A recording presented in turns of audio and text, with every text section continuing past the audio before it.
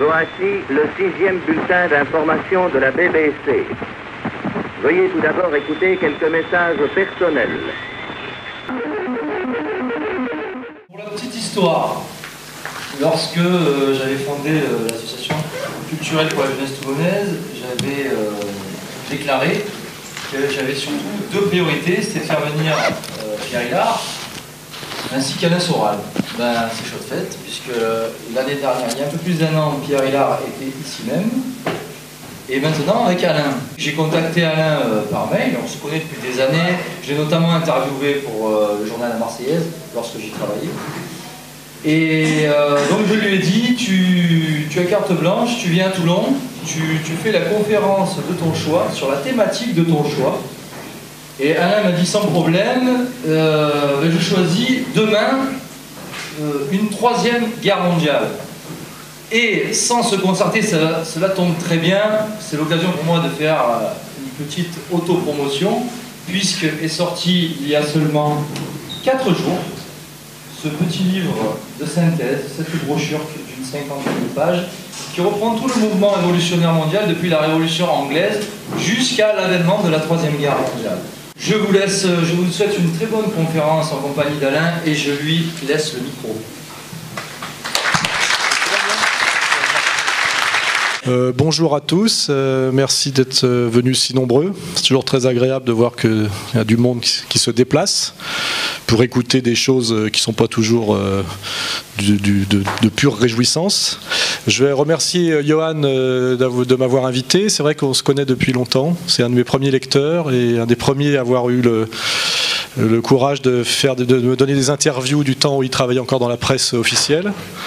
C'était il y a plus de 10 ans déjà, donc c'est bien qu'on se retrouve là. Je voudrais remercier aussi mes camarades d'égalité et réconciliation de la région, qui sont partenaires de l'événement, et ça m'a permis aussi de les rencontrer.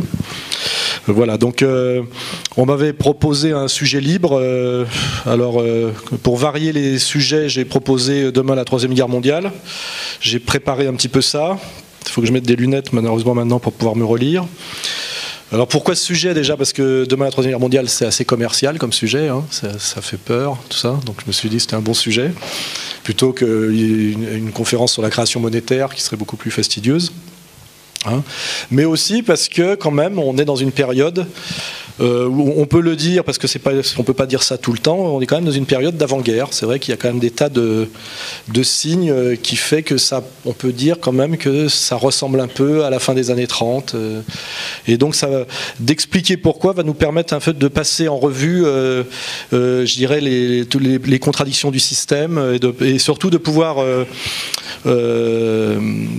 amener un questionnement assez général qui fait qu'après une élocution assez courte, parce que j'aime pas parler trop longtemps, je pense que c'est assez chiant d'écouter un conférencier pendant 2 heures, ça permettra plutôt d'entamer un peu un dialogue, quoi. C'est-à-dire, puisque je suis là, autant en profiter, c'est-à-dire que les gens qui ont envie de poser des questions posent des questions et que je m'efforce d'y répondre, sachant que c'est quand même l'intérêt effectivement des conférences par rapport aux vidéos ou aux livres, c'est de pouvoir échanger. Voilà, ça m'intéresse toujours en plus moi de prendre la température et d'écouter ce qu'on me dit. Ça me sert pour mes travaux futurs. Voilà.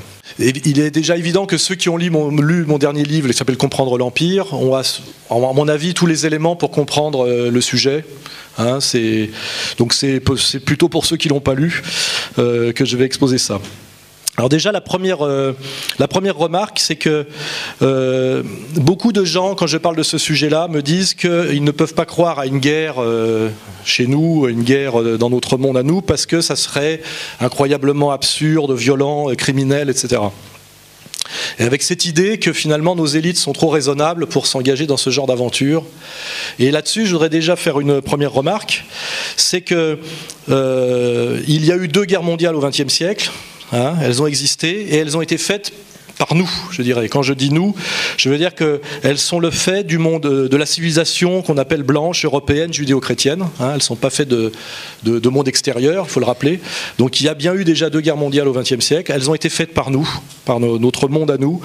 Et qui plus est, entre gens du même monde. C'est-à-dire que ce soit la première qui était majoritairement une guerre de Français contre Allemands, ou la deuxième qui était une guerre de franco-anglais-russe contre Allemands, c'est une guerre qui s'est faite entre Européens, entre Blancs, entre chrétiens, il ne faut pas oublier, et qui ont été incroyablement meurtrières et absurdes, puisqu'elles ont conduit finalement pour la première à la fin de l'hégémonie de l'Europe sur le monde, par la destruction symétrique de l'Allemagne et de la France, qui était quand même incroyablement absurde, et la deuxième également à augmenter l'affaiblissement du monde européen classique pour achever la prédominance des USA, même si les USA sont une extension de l'Europe, et surtout a conduit à donner la moitié de l'Europe à l'Union soviétique. Voilà.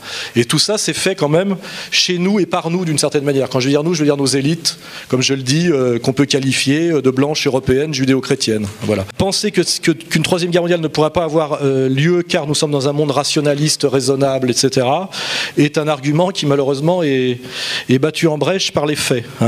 Car je rappelle effectivement que ces guerres les plus monstrueuses de toute l'histoire de l'humanité n'ont pas été faites entre Chinois européens, Arabes et Européens ou Indiens et Européens, c'est-à-dire monde contre monde, mais à l'intérieur de notre monde à nous. Voilà. C'est donc c'est pas encourageant de ce point de vue-là.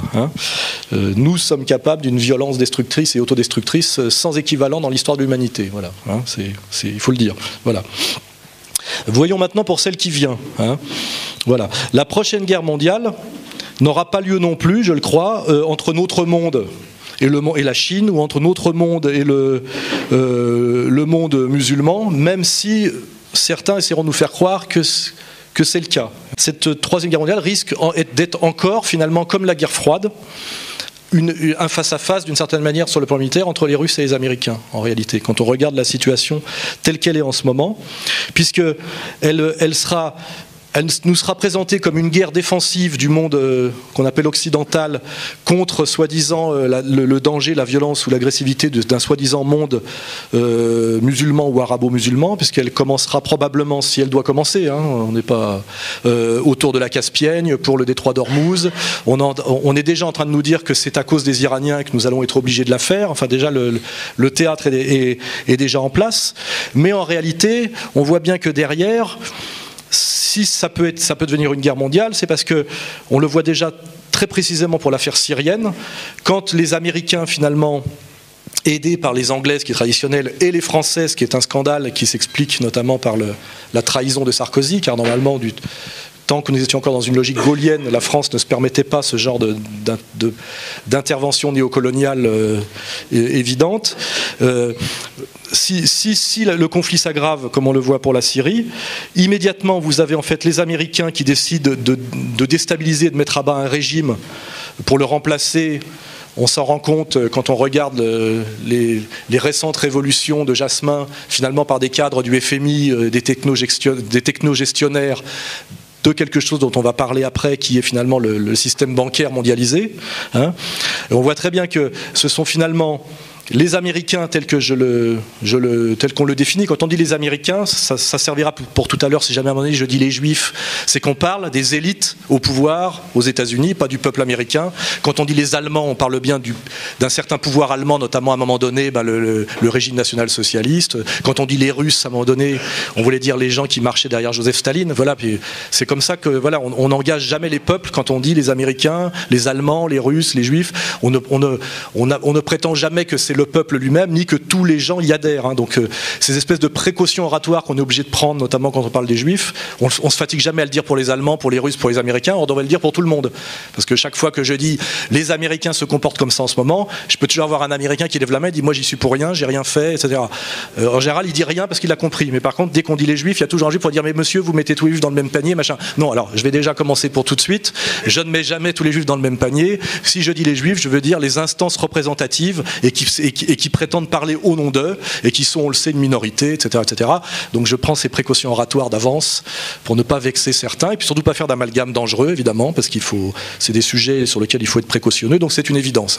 Voilà. Donc ce qui est valable pour les Allemands, les Américains, les Français, les Russes, c'est valable aussi pour les Juifs. Ce n'est jamais ni le peuple ni la totalité d'une communauté, mais les gens qui parlent en leur nom, en général sans leur avoir demandé leur avis et souvent contre leurs intérêts, contre l'intérêt de leur communauté. C'est souvent ce qu'on remarque. Il suffit de voir ce que fait Sarkozy en ce moment en France. Il le fait au nom du peuple français, mais c'est rarement dans l'intérêt du peuple français, que ce soit en politique intérieure, en politique économique ou même en politique extérieure. Voilà.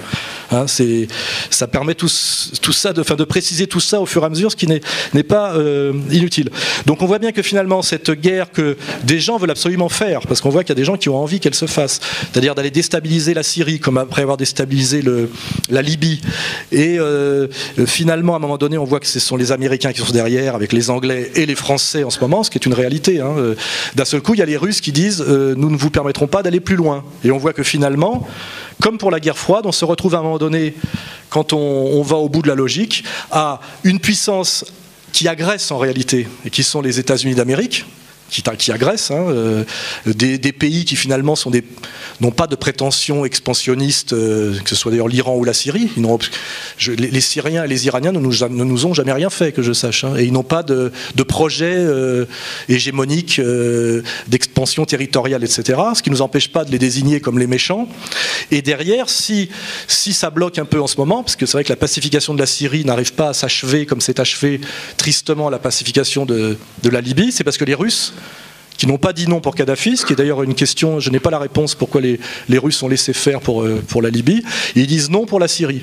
Et de même d'ailleurs, les Israéliens aimeraient bien qu'on attaque l'Iran parce que l'Iran veut se doter de la bombe comme eux, ou peut-être pas d'ailleurs, mais même s'ils la voulaient, pourquoi ne l'auraient-ils pas, puisque les Israéliens l'ont, les Américains l'ont. Ce qui est marrant d'ailleurs, c'est ceux qui estiment que c'est un péché qui mérite la mise à mort d'avoir la bombe atomique, sont effectivement le Conseil de sécurité des Nations Unies, qui sont tous les possesseurs de la bombe.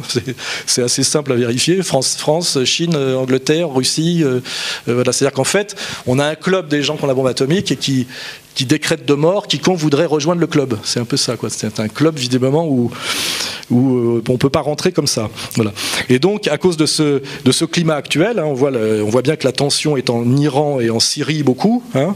D'ailleurs, je pense qu'il faut que la Syrie tombe d'abord pour qu'on puisse attaquer l'Iran, puisque ça fait partie du calendrier.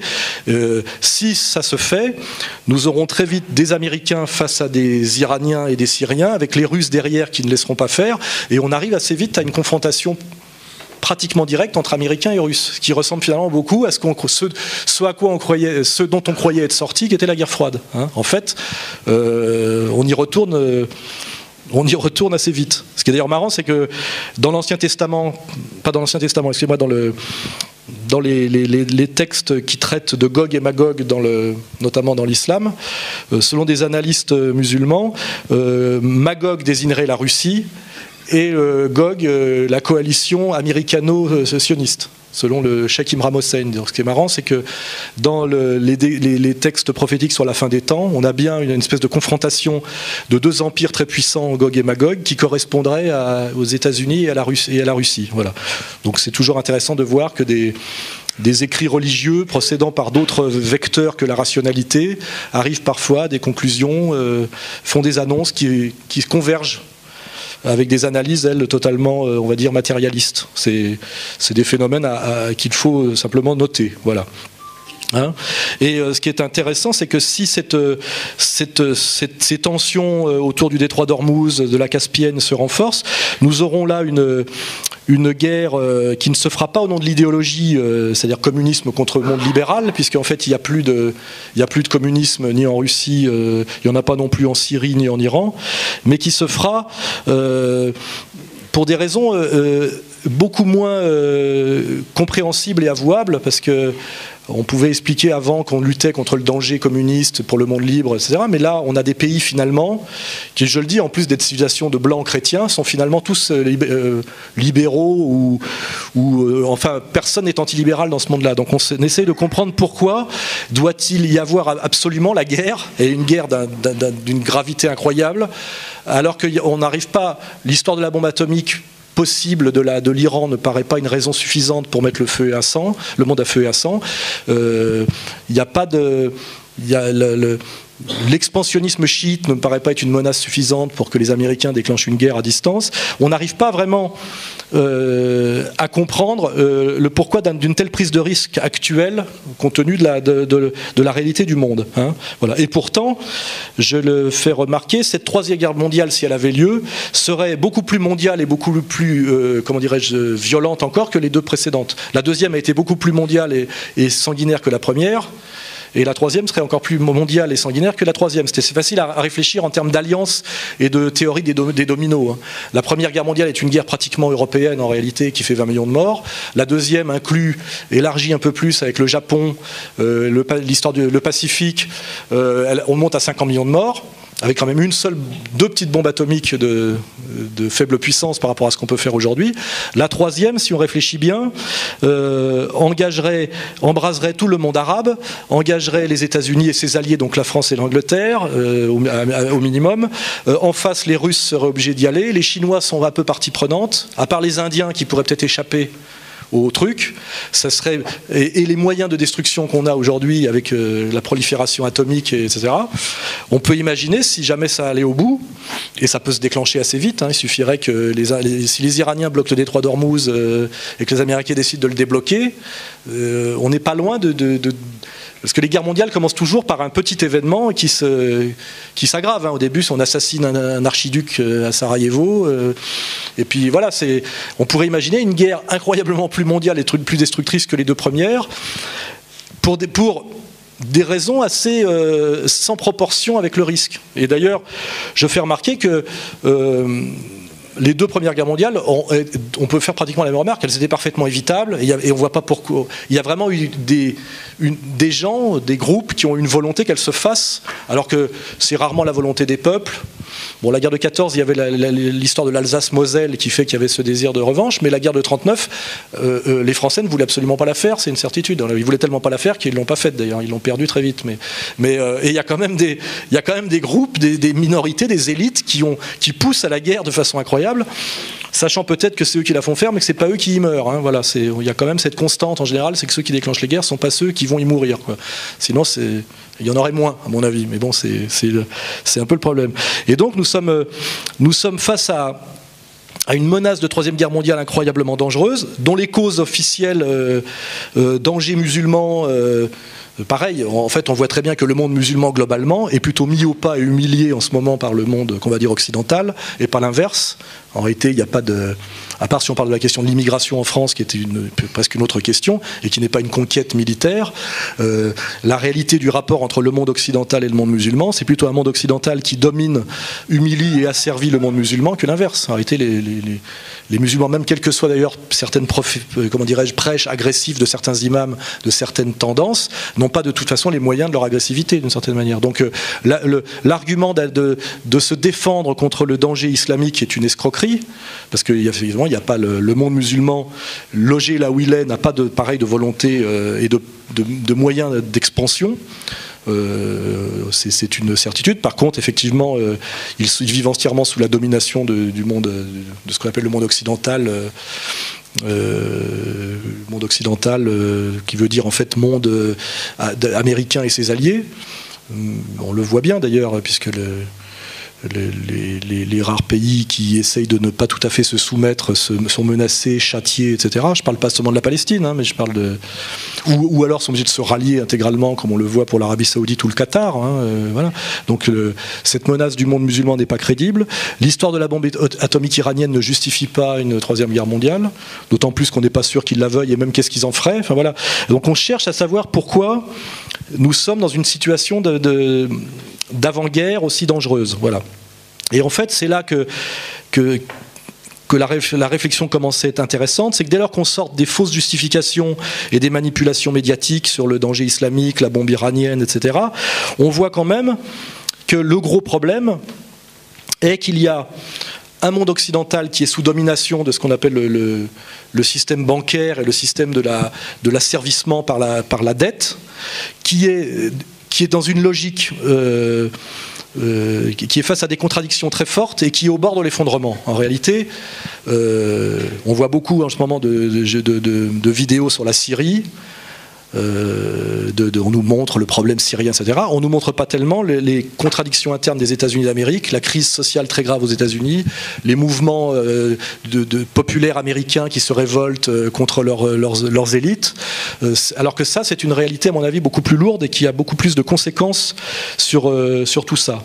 Nous sommes dans un monde occidental régi par la logique et la puissance bancaire, sur une stratégie, j'en ai parlé dans mon livre, pour ceux qui vont sur Internet, je pense qu'ils connaissent de plus en plus ce sujet qu'on appelle la logique de la dette, c'est-à-dire finalement un empire que j'ai défini dans mon livre, que j'appelle l'empire thalassocratique, américano-sioniste, judéo-protestant, qui est dans la même logique que l'empire anglais, à la fois par la violence et la violence pure de la menace militaire et un système de domination par la banque avec un grand B, tend à asservir la totalité du monde en obligeant finalement tous les États du monde et tous les êtres à être des emprunteurs d'argent et à vivre en permanence dans une situation de remboursement indéfini. Voilà.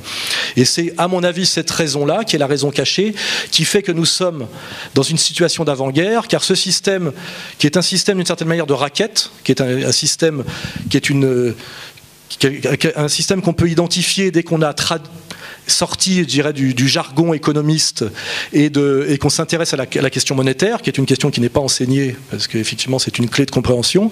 Nous sommes dans une situation qui est au bord de l'effondrement, au niveau de l'empire, de cet empire, et qui a besoin d'une certaine manière, soit pour cacher sa responsabilité, soit pour rebondir sur un chaos, d'aller vers la guerre. Hein. Et c'est ça, je dirais, la clé de compréhension, c'est que nous sommes dans une période d'avant-guerre, parce que notre monde, le monde occidental, dont nous sommes aussi les victimes, hein, mais qui nous domine, qui est un monde, disons, qui a deux pôles, la puissance technico-militaire américaine, qu'on appelle aussi le complexe militaro-industriel, et le système financier mondialiste qui est pensé et qui est incarné par Wall Street, a généré de telles contradictions et de telles violences qu'aujourd'hui, ils sont dans une logique de fuite en avant. Hein. C'est une logique de fuite en avant, c'est-à-dire de plus en plus violent, de plus en plus prédateurs, pour cacher en fait que leur système est au bord de l'effondrement et que c'est globalement une escroquerie. Voilà. Et on peut comprendre d'ailleurs les récentes mises au pas, notamment de la Libye, comme des châtiments, châtier finalement des petites entités qui étaient relativement insoumises à cette logique bancaire. Hein. Il faut bien comprendre, si on prend l'exemple par exemple de la Libye, c'est qu'on décrète qu'un leader régional tue son propre peuple, ce qui est en général des mensonges. Hein. On arme des petits chefs locaux en leur donnant de l'argent et des armes pour effectivement qu'ils créent un peu d'insurrection. Le régime évidemment est obligé de se défendre, c'est ce qui se passe en Syrie, hein, on le voit, donc de se défendre.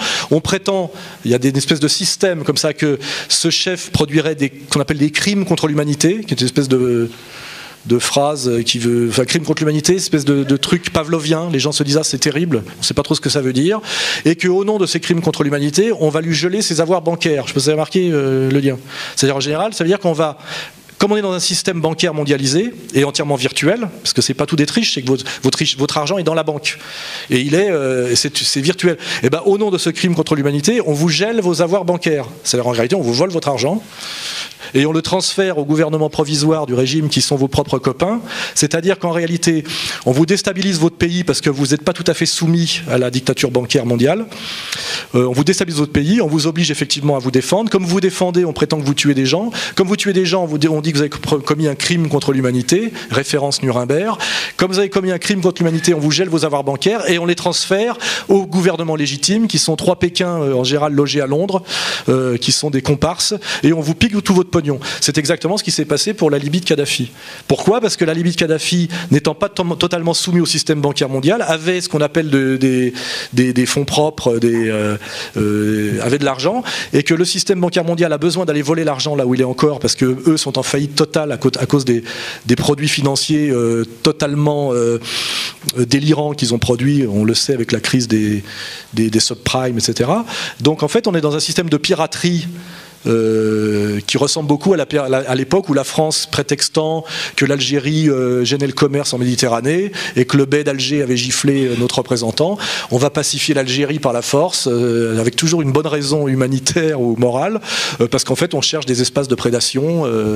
Voilà, on est en fait dans cette même logique-là. Hein. Et là on voit Kadhafi avait de l'argent, il avait beaucoup de fonds souverains, il essayait de créer un dinar or, c'est-à-dire une monnaie alternative à la fausse monnaie dollar, on pourra y revenir, de depuis 1971, le dollar n'ayant plus aucun lien avec aucun référent monétaire réel, c'est-à-dire ce qu'on appelle la fin de la convertibilité hors du dollar, est purement une fausse monnaie papier et même virtuelle, qui s'est totalement déconnectée du réel et qui permet d'acheter le monde avec de la fausse monnaie. Ce qui a forcément des conséquences terribles, puisque quand vous multipliez la fausse monnaie papier, son référent en richesse réelle se réduit d'autant, et qu'à la fin, cette monnaie ne vaut virtuellement rien. C'est-à-dire que c'est une monnaie qui inonde le monde et qui ne vaut plus rien. Voilà. Et en fait, quelle est la vraie valeur du dollar ? C'est le pouvoir de persuasion que cette monnaie reste une monnaie de référence. Et ce pouvoir de persuasion, c'est quoi ? C'est la puissance militaire américaine, il faut le comprendre. C'est la crédibilité du dollar aujourd'hui, c'est que vous avez intérêt à croire que ça vaut quelque chose, parce que sinon vous subissez le même sort que Kadhafi. Voilà, c'est à peu près la réalité du monde. Voilà. Ce qui vous fait déjà comprendre qui sont les agresseurs, et qui sont les agressés, qui sont les gentils, qui sont les méchants, ce qui demande déjà un gros décryptage de la réalité. Donc pour finir sur l'exemple Kadhafi, parce que c'est un très bon exemple, c'est un laboratoire très proche de nous de ce qui s'est passé récemment. Il était en train de créer une monnaie alternative au dollar pour les échanges, pour la vente de pétrole, qui s'appelait le dinar or et qui était référencé sur l'or. Il était en train d'en faire la monnaie africaine. Donc il avait un projet, je dirais, d'indépendance pour l'Afrique, qui était la plus grosse réserve de matières premières à haute valeur ajoutée du monde actuel, puisque c'est là où on n'a pas encore exploité. Hein. C'est pour ça que les gisements de demain sont en Afrique, ce qui explique qu'il y a des guerres incroyables en ce moment au Soudan, en Afrique centrale, etc. Donc il était en train de se servir finalement de la puissance de son pétrole, non pas pour faire comme les Qataris ou les Saoudiens, s'acheter des Rolls en or, comme je le dis, et baiser des putes à Marbella, mais réellement pour faire quelque chose pour le continent africain. Il avait une vision panafricaine. Pour le remercier de cette bonne vision, le système de prédation militaro-bancaire américain est allé l'assassiner, ramener son pays, on va dire, pas à l'âge de pierre, mais pratiquement. C'était le pays le plus développé, le plus haut niveau de vie d'Afrique, hein, il faut le savoir, et lui a volé tout son argent. Hein, voilà. C'est-à-dire qu'on est quand même dans une période qui ressemble un peu finalement à tout ce qui a déjà existé dans l'histoire du monde, c'est-à-dire une puissance qui a les moyens par la force militaire, qui va écraser quelqu'un qui est moins fort que lui, et le voler entièrement, le tuer, voler, enfin la règle traditionnelle finalement de la victoire qui après c'est le vol, le pillage, l'assassinat. On est exactement là-dedans, avec évidemment Bernard-Henri Lévy qui vous explique que c'était tout le contraire. Ça c'est le gros problème, voilà, et qui est cette chose insupportable de notre période actuelle, c'est cette incroyable puissance de mensonge des médias dominants pour essayer de vous faire croire à peu près le contraire de la réalité. C'est même pas un tout petit peu à côté de la réalité, c'est maintenant systématiquement à 180 degrés. Sur la Syrie, vous verrez que, je le dis depuis un moment, c'est en train d'ailleurs c'est en train de se savoir de plus en plus. Hein. On sait que le journaliste a été tué par les rebelles et pas malgré les mensonges. On se rend compte finalement que c'est pas des civils désarmés sur lesquels tire l'armée syrienne par cruauté, mais on admet maintenant que c'est des groupes armés. À un moment donné, on disait que c'était des déserteurs de l'armée régulière, et maintenant on admet de plus en plus qu'ils viennent de l'extérieur et qui sont armés et financés par finalement l'Angleterre, la France, les États-Unis. Enfin, on a ce même genre de vérité qui finit par se savoir un peu. Mais pourquoi ? Parce que l'affaire syrienne est en train de foirer, à cause justement du blocage russe. Hein. Parce que sinon, si ça va vite, Kadhafi, on s'en fout de savoir la vérité, il est mort et le régime est tombé. On sait maintenant par contre que les Américains vont envoyer 12 000 soldats en Libye, parce que si jamais, comme je l'avais dit, si jamais il n'y avait eu que les rebelles face à Kadhafi, il aurait gagné. Et de toute façon, dès que la puissance occidentale s'en ira, le pouvoir que nous avons mis en place là-bas tombera, car il n'a aucune légitimité. Donc finalement, comme pour l'Irak, on fout des pays en l'air, on les détruit entièrement, on fait reculer leur espérance de vie de 20 ans. On constate ça d'un seul coup, on voit des régressions incroyables même sur les critères occidentaux, les critères d'égalité homme-femme, d'accès à l'université. On fait plonger selon tous ces critères-là ces pays-là. Ça, c'est des signes. Et à chaque fois, on a le commentaire effectivement pour masquer tout ça. Il se trouve qu'en Syrie, comme ça dure plus longtemps que prévu, on commence à se rendre compte que c'est pas tout à fait ça, mais ça change pas grand-chose sur ce problème global. Pareil, la Syrie, un pays qui n'est pas tout à fait soumis au nouvel ordre mondial, qui est un ordre, il faut le savoir, bancaire et militaire, qui est d'ailleurs une des dernières scories de la guerre froide. C'est un régime soutenu par les soviétiques, régime à la fois national et socialiste, enfin quelque chose qui n'est pas aligné sur le néolibéralisme mondialisé. On décide pareil, des pays en général qui n'ont pas trop de dettes. Par exemple, pour l'Iran, c'est très caractéristique. L'Iran est un des 7 pays du monde qui a les plus grosses réserves d'argent et de fonds souverains. C'est-à-dire que c'est des pays qu'on veut déstabiliser pour insoumission. Mais à chaque fois, on se rend compte que la plus grosse insoumission, c'est l'insoumission à la logique bancaire mondiale. Ça va même au-delà du pétrole. Parce que le pétrole, on peut l'acheter, ça se négocie, etc. Ce qui est insupportable, c'est quelqu'un qui ne veut pas rentrer dans le système bancaire mondial de la dette. C'est-à-dire qui veut finalement... cette logique justement qui est une logique de guerre, c'est que tout le monde doit se soumettre à la logique bancaire de la dette. C'est-à-dire que finalement un pays bien géré pour le nouvel ordre mondial, c'est un pays endetté. Un pays qui n'a pas de dette est un pays en danger de mort, il faut le savoir. Parce que la domination se fait par la dette. Voilà. Et ça, c'est assez drôle. C'est-à-dire qu'on se rend compte que finalement, c'est un peu le système de l'Union européenne. Plus vous êtes endetté, plus vous êtes soumis à la loi bancaire. On voit très bien pour l'Europe. La Grèce plonge et on vire le leader grec, on met un cadre du FMI et de la Goldman Sachs à la place, et puis derrière, effectivement, tous les acquis sociaux sont rognés pour payer cette espèce de dette, qui est une espèce de truc magique, qui est en fait le tribut, qui correspond, dans les mondes anciens, au fait qu'un pays dominé par un autre doit payer le tribut, c'est-à-dire, vraiment, il doit donner tant de kilos d'or par an, et pour ça, on saigne le peuple, etc. Et cette saignée nous vient effectivement pas de nulle part, du monde, enfin de l'Amérique et de cette puissance américaine, de cette logique américaine. Et je le répète, et le couplage de quelque chose qui est né avec ce qu'on appelle l'Empire anglais, qui est, pour le dire très simplement, l'alliance de la violence anglo-saxonne et de leur capacité militaire à être très efficaces sur le plan guerrier, et d'une certaine logique bancaire qui nous vient d'une autre communauté plus difficilement nommable. Cette jonction s'est faite en Angleterre, avec la couronne d'Angleterre, on va dire, de manière certaine au XVIIe, XVIIIe siècle, et à un moment donné, il y a eu un saut qui s'est fait vers les États-Unis, mais c'est toujours ce même tandem infernal. C'est la violence anglo-saxonne et l'intelligence bancaire d'une communauté très douée pour le monde de l'usure. Voilà. Voilà. Et ces gens-là, ayant ruiné le monde occidental par leurs produits fallacieux, cherchent à la fois des nouveaux domaines de prédation pour aller piller ce qui peut être pillé là où il y a encore des choses à piller, et surtout ont mis leur propre peuple, parce que s'agrège aussi là-dessus ce qu'on appelle la lutte des classes, c'est-à-dire qu'à l'intérieur même des nations, on a vu qu'ont explosé les inégalités sociales et de richesse, où de moins en moins de gens très riches concentrent de plus en plus la richesse, et où il y a de plus en plus de gens pauvres, ce qui se traduit en France par l'effondrement progressif des classes moyennes, et une sorte de paupérisation généralisée, et que comme si on ne trouve pas, comment dirais-je, un dérivatif, les peuples commencent à comprendre que leur souffrance leur vient pas du monde extérieur, des musulmans ou de quoi que ce soit, mais finalement de leurs propres dirigeants qui sont soumis à la logique bancaire mondialisée. Il faut absolument dévier la colère.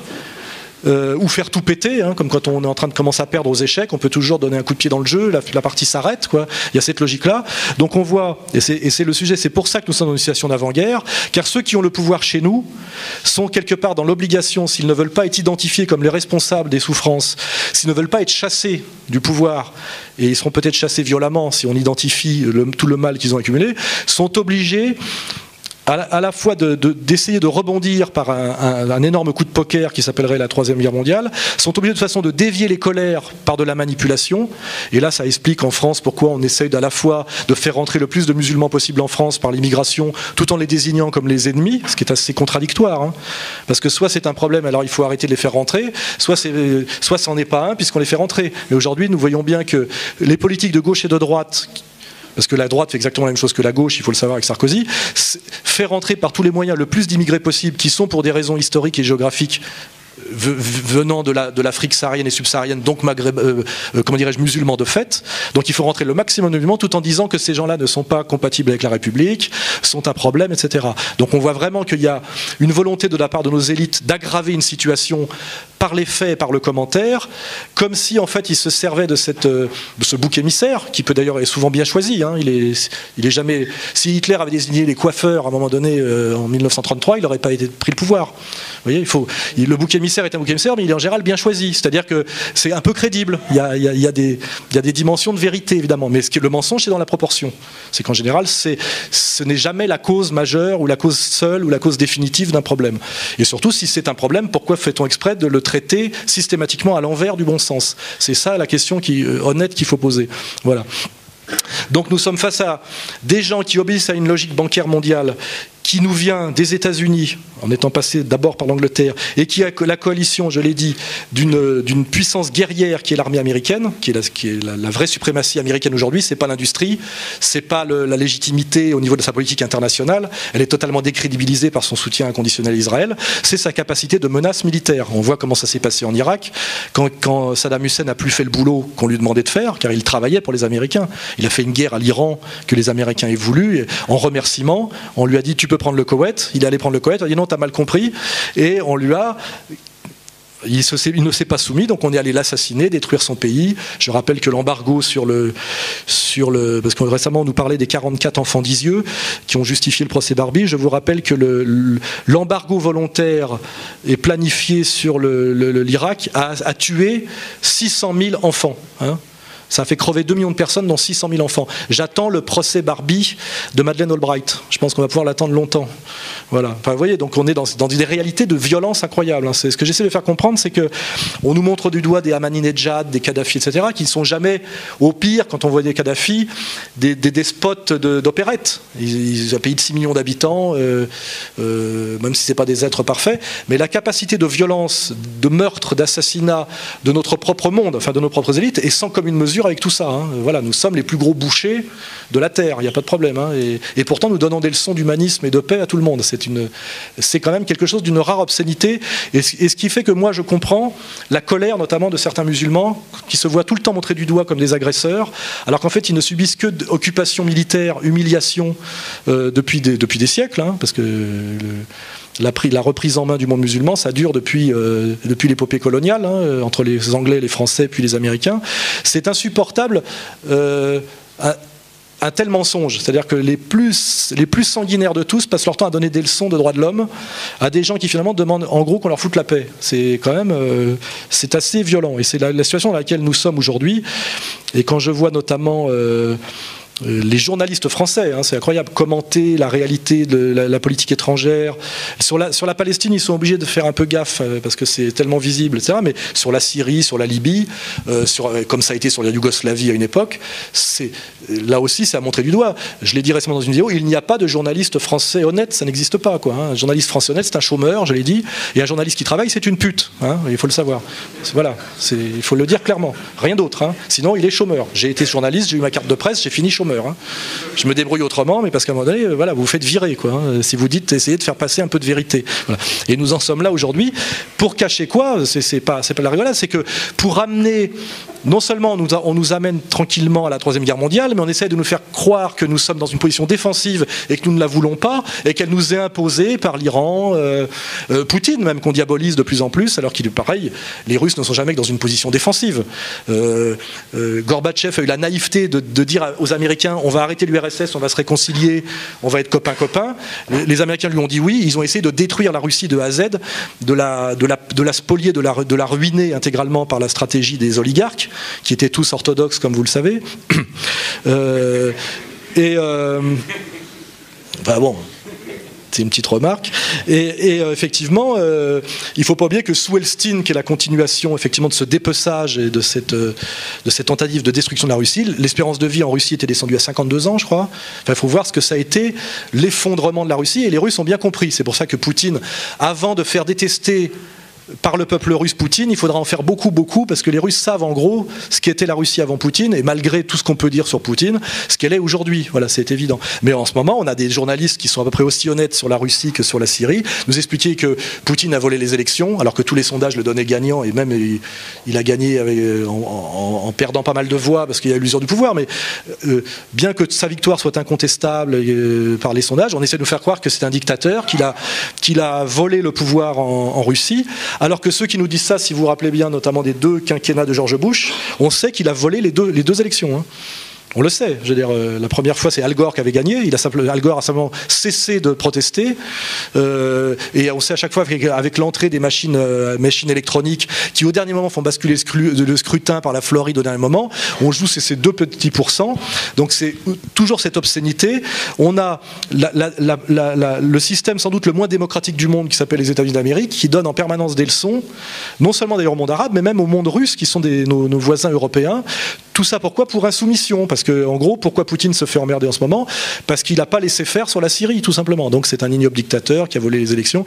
Et tous les journalistes français servent d'écho à tout ça. C'est-à-dire qu'on est quand même dans une situation assez grave, parce qu'on est dans une situation où les gens qui ont le pouvoir sur le monde ont envie et besoin de faire la guerre pour se sauver eux-mêmes. Et ils sont relayés par des gens qui normalement sont des diseurs de vérité et des critiques, qui sont tous des menteurs à leur service. C'est pour ça que c'est très compliqué, parce que effectivement ça réunit quand même pas mal de conditions pour que cette guerre soit possible, effectivement. Et n'oublions pas que si on continue tel qu'on est, non seulement cette guerre se fera, mais on vous dira en France qu'il faut que nous nous engagions beaucoup plus que pour l'Afghanistan. On aimerait bien savoir ce qu'on fait en Afghanistan d'ailleurs, pour sauver Israël qui sera menacé soi-disant par l'Iran. Et la France sera engagée militairement aux côtés du monde du bien, effectivement, contre le monde du mal. Et nous serons obligés d'aller mourir pour pacifier Téhéran, et en réalité pour sauver les prédateurs bancaires qui ont trahi la France, détruit nos acquis sociaux, à travers l'Union européenne foutu à peu près toute la prospérité européenne en l'air, car je rappelle que la zone euro est la zone qui a le taux de croissance le plus faible du monde développé. On est même rentré en réalité en décroissance depuis déjà 2-3 ans, on nous ment là-dessus, parce que le système tel qu'il est, c'est une question d'économie qu'il faut développer, ne peut pas admettre, puisque c'est dans une logique de la dette, la croissance négative est un signe inacceptable pour l'économie telle qu'elle est, puisque c'est comme la physique du Big Bang, si ça cesse de grandir, ça s'écroule. La croissance zéro est déjà synonyme de faillite dans une logique d'argent-dette. Hein. C'est pour ça qu'on n'arrive jamais à dire qu'on est dans une croissance, on ne peut même pas dire, on arrive à dire qu'on est dans une croissance 0,1, mais d'admettre qu'on est déjà en décroissance et en récession, c'est admettre que le système est mort. Hein, en gros, parce qu'il ne peut pas fonctionner même stable. Et donc on est pris dans tout ça, et on peut être inquiet, parce qu'effectivement, les gens qui sont à la tête de nos pays, en Europe et en Occident, sont des gens qui sont totalement responsables de la crise, qui se sont soumis à un système de mensonges, d'exploitation, de spoliation, qui est le système bancaire mondial, et qui ont besoin, pour ne pas être chassés et identifiés comme les responsables, je le dis, qui ont besoin, pour essayer finalement de ne pas perdre la partie, de créer un grand chaos. Et ce chaos peut être la Troisième Guerre mondiale. Et là vient s'ajouter encore quelque chose, c'est que, qui aggrave encore cette situation, c'est que selon certains théoriciens, notamment sionistes, il faut comprendre que si on prend Israël, qui est quand même très partie prenante dans tout ça, hein, on voit bien qu'on fera la guerre pour l'Iran, pour Israël. D'ailleurs, qui reproche à l'Iran de vouloir la bombe? Israël. Personne n'en a rien à foutre. Voilà. Donc il faut bien comprendre que nous sommes face à un petit pays qui s'appelle Israël, qui est un pays, il faut le dire, artificiel, qui a été créé par l'ONU, qui est très, très petit et entouré effectivement d'ennemis à juste titre, et qui n'existe que par le soutien inconditionnel d'un pays qui s'appelle les États-Unis d'Amérique, dont des élites aux États-Unis de plus en plus se lèvent pour dire que la défense inconditionnelle d'Israël par les Américains n'est pas une logique américaine, c'est-à-dire qui était la théorie de Chomsky, qu'Israël est un porte-avions américain qui justifie son soutien inconditionnel, car en fait, ils existent pour défendre les intérêts américains. Aujourd'hui, il y a beaucoup d'Américains de haut niveau qui disent, en réalité, la défense inconditionnelle d'Israël n'est pas du tout l'intérêt en géopolitique des Américains, c'est même le contraire. Ça nous coûte de plus en plus cher. Notre intérêt serait de nous réconcilier avec le monde arabe et avec l'Iran, etc., etc. Ce qui veut dire que les gens qui pensent l'avenir d'Israël, qui sont tous sauf des imbéciles, savent qu'ils sont un tout petit pays très fragile qui n'existe que par le soutien inconditionnel des États-Unis, et que s'ils perdent les États-Unis, parce qu'il y a une colère populaire aux États-Unis qui monte et qui identifie des choses qui sont convergentes, c'est-à-dire ce qu'ils appellent les 1% contre les 99% qui est le pouvoir de Wall Street, et qu'ils appellent aussi en politique étrangère le soutien inexplicable et injustifiable, inconditionnel d'Israël par les États-Unis et ce que ça leur coûte. Et ces deux choses convergent, puisque à la fois Wall Street et la politique étrangère américaine convergent par leur sionisme qu'on peut définir de plusieurs façons, mais on voit bien qu'il y a une convergence entre qui tient Wall Street et qui tient le Congrès, Congrès d'ailleurs acheté par l'argent, par la fausse monnaie de Wall Street. Tout ça se forme une espèce de boucle assez cohérente. Donc les gens qui ont le souci du destin d'Israël se disent que si Israël perd le soutien des États-Unis, parce que le peuple américain se révoltera et demandera que les Américains défendent les intérêts américains bien compris et redeviennent un peu, je dirais, isolationnistes, et bien à ce moment-là, Israël ne peut pas se défendre par lui-même. Et ils ont donc besoin d'arriver à leur projet final, qui a toujours été leur projet, qui est le Grand Israël. Et en fait, on se rend bien compte, si on regarde l'histoire, qu'Israël a toujours existé par des guerres présentées comme des guerres défensives. C'est le principe d'ailleurs de toutes les stratégies de guerre démocratique, c'est que les guerres démocratiques sont toujours faites au nom pour le bien et pour se défendre. C'est ce qu'on doit faire croire au peuple. On ne fait jamais de la guerre pour faire le mal et pour grandir. Il y a qu'Hitler qui avait ce courage encore d'oser parler d'espace vital et de race inférieure. Maintenant, c'est plus possible. Il faut toujours que ce soit pour défendre la veuve et l'orphelin contre les méchants. Et donc, on voit bien que finalement, la Première Guerre mondiale a donné la déclaration Balfour. C'est la première étape. La Deuxième Guerre mondiale a donné la partition de 1948. Et dans l'esprit de certains, la Troisième Guerre mondiale, si c'est bien joué, pourrait amener le Grand Israël, c'est-à-dire à une guerre mondiale présentée comme une guerre du monde occidental contre notamment le monde musulman dangereux. Et c'est pour ça que Bernard Lévy se réjouit en ce moment des révolutions islamiques. Il dit que c'est très bon pour Israël de mettre des extrémistes musulmans partout, ce qui est assez incompréhensible si on ne comprend pas où ils veulent en venir. Sheikh Imran Hossein l'a déjà très bien compris. C'est qu'effectivement, une fois qu'on prétendra que Israël, qui est, comme chacun le sait, l'avant-garde du monde judéo-chrétien, de la démocratie, etc. Là, je mets tout ça entre guillemets, mais c'est ce que nous vendent les médias, sera entièrement menacé par des hordes de musulmans sanguinaires et faméliques, dont on a bien vu qu'ils ont sodomisé Saddam Hussein en criant Allah Akbar. Tout ça n'est pas fait. C'est pas pour rien que quand les Français, les Américains et les Anglais ont attrapé Saddam Hussein en lui mentant et en le laissant partir avec des drapeaux blancs, ils l'ont tapé avec un drone, ils l'ont fait sortir, et une fois qu'ils l'ont isolé, ils sont allés chercher une bande de 20 connards payés qui l'ont bien assassiné en criant Allah Akbar, pour que inconsciemment les Français voient bien qu'un musulman, c'est un type qui assassine, qui égorge quelqu'un en criant Allah Akbar. Donc on a bien tout ce travail subliminal qui est fait, que les musulmans sont des assassins globalement hystériques et incontrôlables, et que demain ils vont encercler Israël. Ce qui est marrant d'ailleurs, c'est que la Syrie, qui est un pays bassiste et laïque, on fait tout pour y mettre des fondamentalistes musulmans au pouvoir, comme en Libye, alors que c'est contraire à nos intérêts si on croit à l'histoire officielle, mais qu'on fait tout pour que ça arrive, et que d'un seul coup, Bernard Lévy dit que c'est très bon pour Israël, même à la journaliste qui ne comprend rien, qui est pourtant de la même communauté, tu dis, je connais bien le sujet, c'est très bon pour Israël.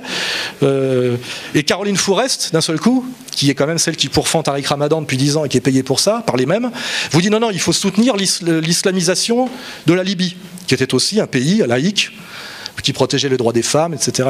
Et on voit que finalement, que notre ami Bernard Lévy et Caroline Fourest se sont battus pour l'instauration de la charia dans des pays qui étaient des pays qui ne posaient aucun problème sur le plan justement de leur adhésion à notre modernité, on va dire. Il suffit de lire le petit livre vert de Kadhafi, etc. Donc on a une situation qui est absurde, sauf si on comprend qu'il y a la volonté pour un pays qui ne fait que des guerres défensives, soi-disant, d'être encerclé et menacé totalement de musulmans dangereux, et qu'il faudra à un moment donné qu'ils se défendent.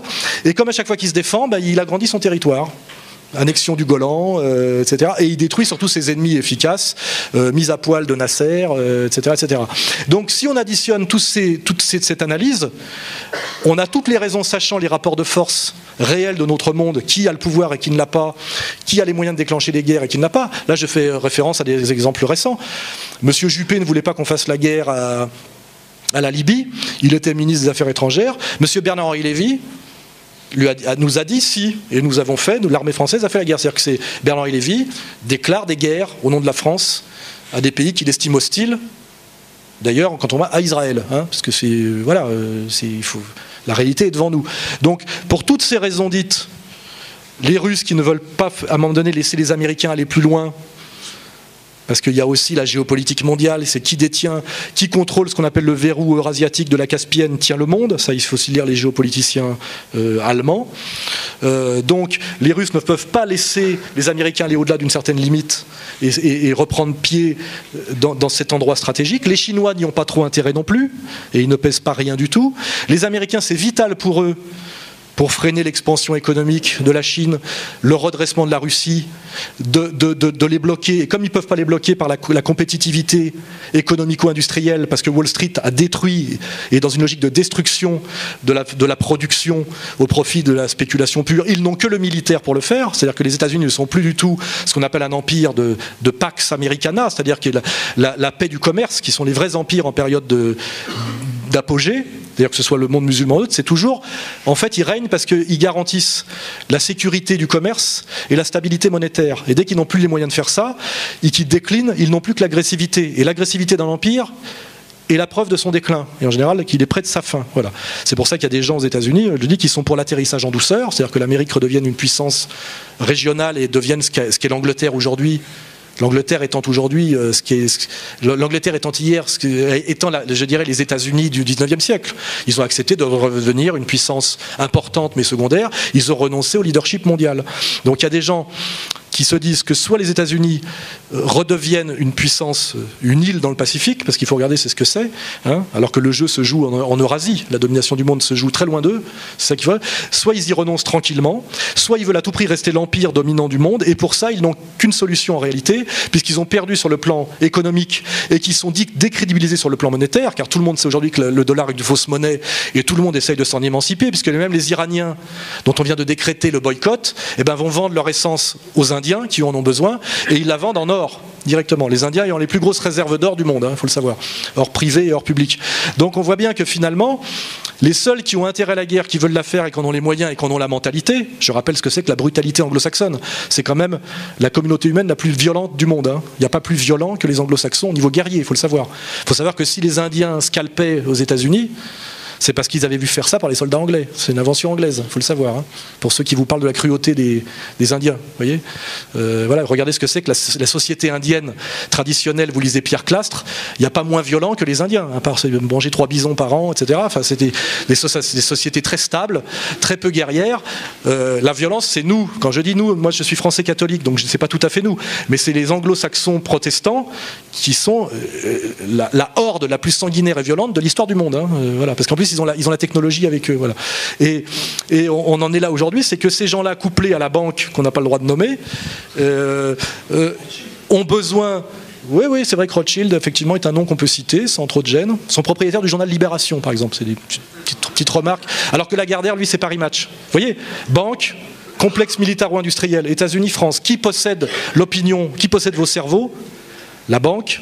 L'armée, enfin le complexe militaire. En France, c'est pareil. Les journaux appartiennent soit à la banque, soit au complexe militaro-industriel.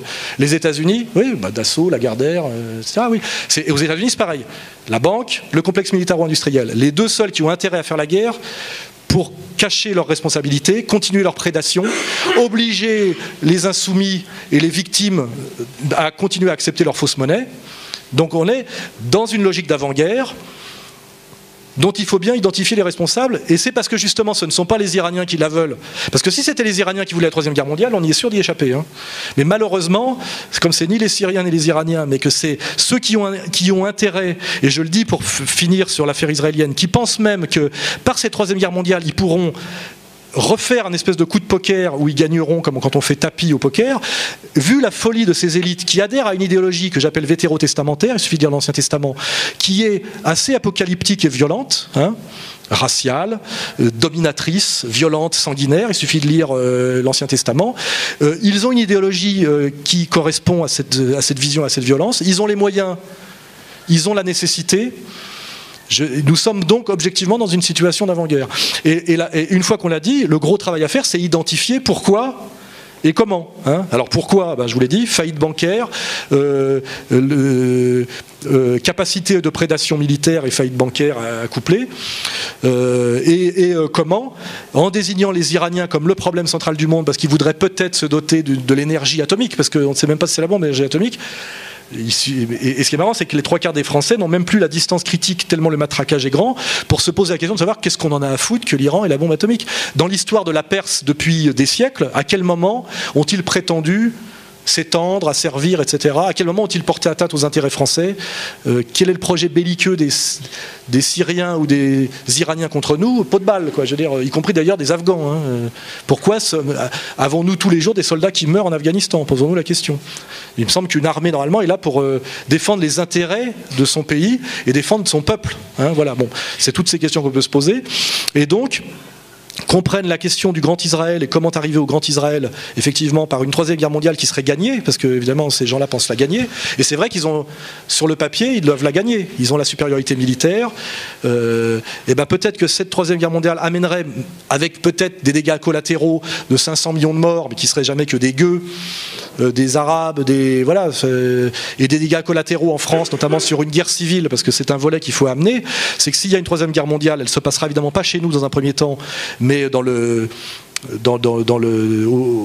autour de ce qu'on appelle le verrou eurasiatique, mais ça aura des conséquences terribles en France, notamment parce que comme ce conflit sera présenté comme un conflit ethnico-religieux, nous avons, comme nous le savons en France, de grosses lignes de fractures ethnico-religieuses en France, qu'on fait d'ailleurs bien monter en ce moment sur le problème musulman, etc. Et tel que ça nous sera présenté, malheureusement, les guerres, c'est toujours... on peut définir une guerre par le fait qu'à un moment, il n'y a plus que deux camps possibles. C'est-à-dire qu'ils n'avaient plus le choix. Une guerre, c'est simple. C'est t'es collabo ou résistant. Les pacifistes d'avant-guerre, on les a tous tués. Parce qu'ils voulaient simplement, ils disaient ni Angleterre, ni Allemagne. C'est probablement qu'ils avaient raison. Hein, ni Angleterre, ni Allemagne. Ben, c'est tu choisis Angleterre ou Allemagne. Voilà. Et ben, ça serait un peu comme ça. C'est tu choisis. T'es avec le monde avancé blanc judéo-chrétien de la démocratie ou t'es avec les bamboulas égorgeurs islamiques. C'est comme ça qu'on nous présentera le projet en France. Et quand tu regardes, non mais c'est pour ça que c'est pas de la rigolade. Oui, non mais les 11 septembre, moi je parle de la France là et de demain. Et à un moment donné, ce choix qui nous sera fait sera un choix mortel, quoi qu'il arrive, parce que les gens comme moi qui diront c'est un faux choix, c'est un piège, évitons-le, nous sommes dans une situation où nous n'aurons pas le droit. Il faut bien que quand la loi martiale est déclarée, etc., vous êtes déserteur et on peut vous fusiller. Et puis quand aussi certains manipulateurs pervers, via le Qatar, commencent à aller financer les banlieues pour les réislamiser sur une ligne, etc., etc., on peut imaginer aussi qu'il y ait les idiots utiles qu'il faut, les agents de manipulation. Il suffit de mettre sur YouTube 2 vidéos comme on a bien vu en Tchétchénie, sur le Kosovo, etc., où on voit un jeune resalafisé de banlieue avec un couteau de cuisine égorger un Gaulois de base sur YouTube. Et moi, j'ai plus qu'à aller me cacher. Hein. Je veux dire, la réconciliation nationale, plus personne en veut. Enfin, je veux dire, malheureusement, c'est comme ça qu'on fait. Hein. Faut pas oublier. Hein. On tue 3 gosses, on fait un truc où les gens d'un seul coup, voilà, les explosions émotionnelles de haine. Et là, il n'y a plus de réflexion, de raison, etc. Et malheureusement, la France est un pays très très fragile à ce niveau-là. Il faut bien le savoir. Pareil, un pays qui a des très grosses contradictions sociales liées à une trahison de nos élites pour des raisons de soumission à la logique bancaire et qui a intérêt à dévier un conflit social légitime en conflit ethnico-religieux. C'est leur intérêt. Et ils y travaillent. Et on sait que la droite sarkozyste y travaille, mais la gauche PS, j'ai pas tellement plus confiance en eux quand je vois leur composante sioniste qui est assez identifiable. Je ne les vois pas se voler au secours des musulmans, etc. Donc on est dans une situation française où malheureusement on risque d'être pris dans une logique de troisième guerre mondiale où déjà on sera impliqué militairement au niveau de nos soldats, mais ça aura un contre-coup sur la France déjà en termes d'approvisionnement, de désorganisation, de hausse des coûts du carburant, etc., etc., et des matières premières, mais aussi des tensions ethnico-religieuses en France très très dangereuses où on sera à un moment donné, sommé de choisir notre camp, je vous le dis, et les médias nous présenteront le monde libre, blanc, judéo-sioniste, ou le monde horrible des égorgeurs musulmans. Ça sera ça qui nous sera présenté comme alternative. Et avec les médias, etc., ça sera très difficile d'y échapper. Je vous dis, c'est comme les gens qui, à la fin des années 30, ont essayé d'échapper à la Deuxième Guerre mondiale. Ça s'appelle le destin des pacifistes européens, etc. Ils ont très mal fini. Et ils sont, face à l'histoire officielle, considérés comme des traîtres, des collabos et des déserteurs. Hein. C'est pas eux les héros de l'histoire. Hein. Les héros de l'histoire, c'est... le mieux étant Mitterrand, c'est voilà, les résistants à Francisque, multicarte. Il vaut toujours mieux être du côté des vainqueurs, parce que comme c'est les vainqueurs qui écrivent qui écrivent le commentaire, en général, voilà.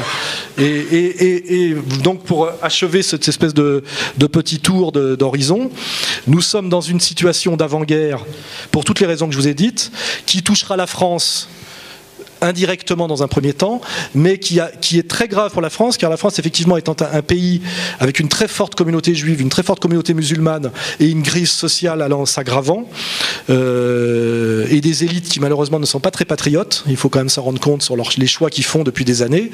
Non seulement cette guerre mondiale est une catastrophe mondiale, mais aussi, je veux dire, nous n'en serons pas juste les spectateurs, voilà. Et pour finir là-dessus, il est, je pense, important dès maintenant d'avoir conscience que cette guerre est possible, qu'elle est plus possible que jamais, je dirais, hein, c'est pas, et que c'est un piège terrible qui nous est tendu, et que nous avons contre nous, je dirais, bien sûr, la logique bancaire, les élites traîtres, les médias. La bêtise aussi de certains, il ne faut pas oublier, hein, moi je le vois souvent, hein, y compris d'ailleurs chez les jeunes musulmans, très, très émotifs sur certains sujets, qui parfois ont du mal à décrypter les pièges qui sont subtils, et qui effectivement, malheureusement, tout ça s'additionnera.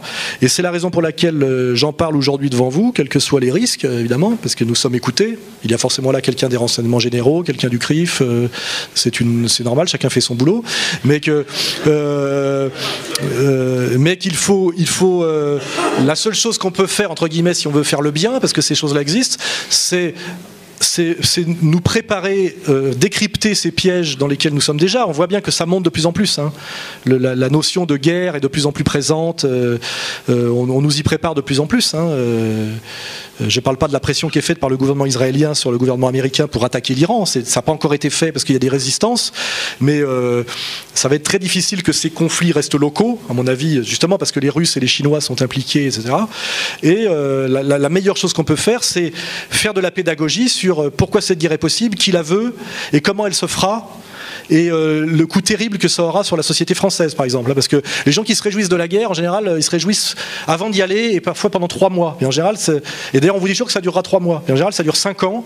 Et les mecs, après, ils passent 4 ans et demi à chialer, hein. Mais par contre, on le sait parce que quand on regarde l'histoire et qu'on lit les bons romans et qu'on voit les trucs, hein, la guerre, ça excite les jeunes cons de 18 ans qui ont plein de testostérone, ils croient que c'est comme le football. Et puis quand ils ont vu leurs potes, ils ont leur visage arrosé par leur cervelle de leur meilleur ami qui vient de se prendre un truc en pleine gueule, etc. Là, ils commencent à basculer, mais on n'arrête pas quand on veut. C'est ça qu'il faut savoir, quoi. Après, faut pas oublier que le déserteur est fusillé, hein, en période de guerre, et puis que voilà, vous êtes pris dans le mouvement. Et je pense que cette guerre est dégueulasse. Elle n'est absolument pas nécessaire pour nous, et elle coûterait très très cher si elle se faisait à la France, quoi. C'est une certitude. Voilà, donc je lance le sujet parce que je pense qu'il est la seule chose qu'on peut faire, effectivement, c'est identifier le pourquoi, le comment de ce piège qui de plus en plus visible, qui se rapproche, et parce que voilà, il faut bien que je fasse mon travail, voilà, hein. Donc je vous remercie d'avoir écouté cette petite présentation et j'attends vos questions, voilà.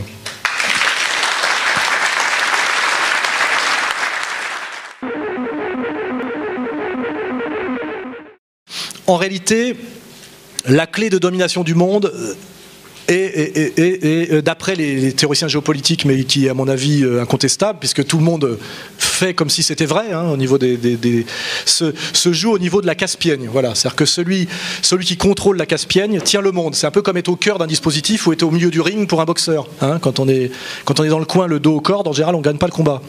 Voilà. Et je peux pas trop développer ce sujet-là, mais vous pouvez lire on a un géopoliticien en France qui est très bon, qui s'appelle Choprad, qui est sur la même ligne que moi, à peu près à 99%, et qui intervient sur un site qui s'appelle Realpolitik TV. Et je vous invite à aller là-dessus et vous instruire sur ce qu'on appelle la géopolitique, hein, qui est une discipline qui est un éclairage supplémentaire sur la réalité politique mondiale et qui permet de comprendre certaines choses. Pourquoi on se bat à ce point-là pour être présent à tel endroit où il n'y a pas grand-chose, soi-disant. Alors c'est qu'en réalité cette rivalité aussi en ce moment qui est en fait les États-Unis qui essaye de s'opposer à la montée de la Chine, qui est d'abord une montée économique, en bloquant ses sources d'approvisionnement énergétique. Et ça se passe aussi au niveau de la Caspienne, vous voyez, parce que c'est par là que passent les gazoducs, les oléoducs, etc. Quand on regarde où sont les énergies et où elles doivent aller, quand on regarde les ports, etc., on voit très bien que le détroit d'Ormuz est fondamental, qu'il y a des problèmes de pipeline qui doivent passer par l'Afghanistan, le Pakistan, qui justifient les guerres. Vous aimez bien que les Américains ne font pas la guerre en Afghanistan pour amener la démocratie dans des montagnes pour emmerder les Pashtuns. Il y a d'autres enjeux cachés, évidemment. Oui, et là, il faut lire la carte, effectivement, des problèmes énergétiques, parce que la puissance, c'est aussi la maîtrise de l'énergie. Hein.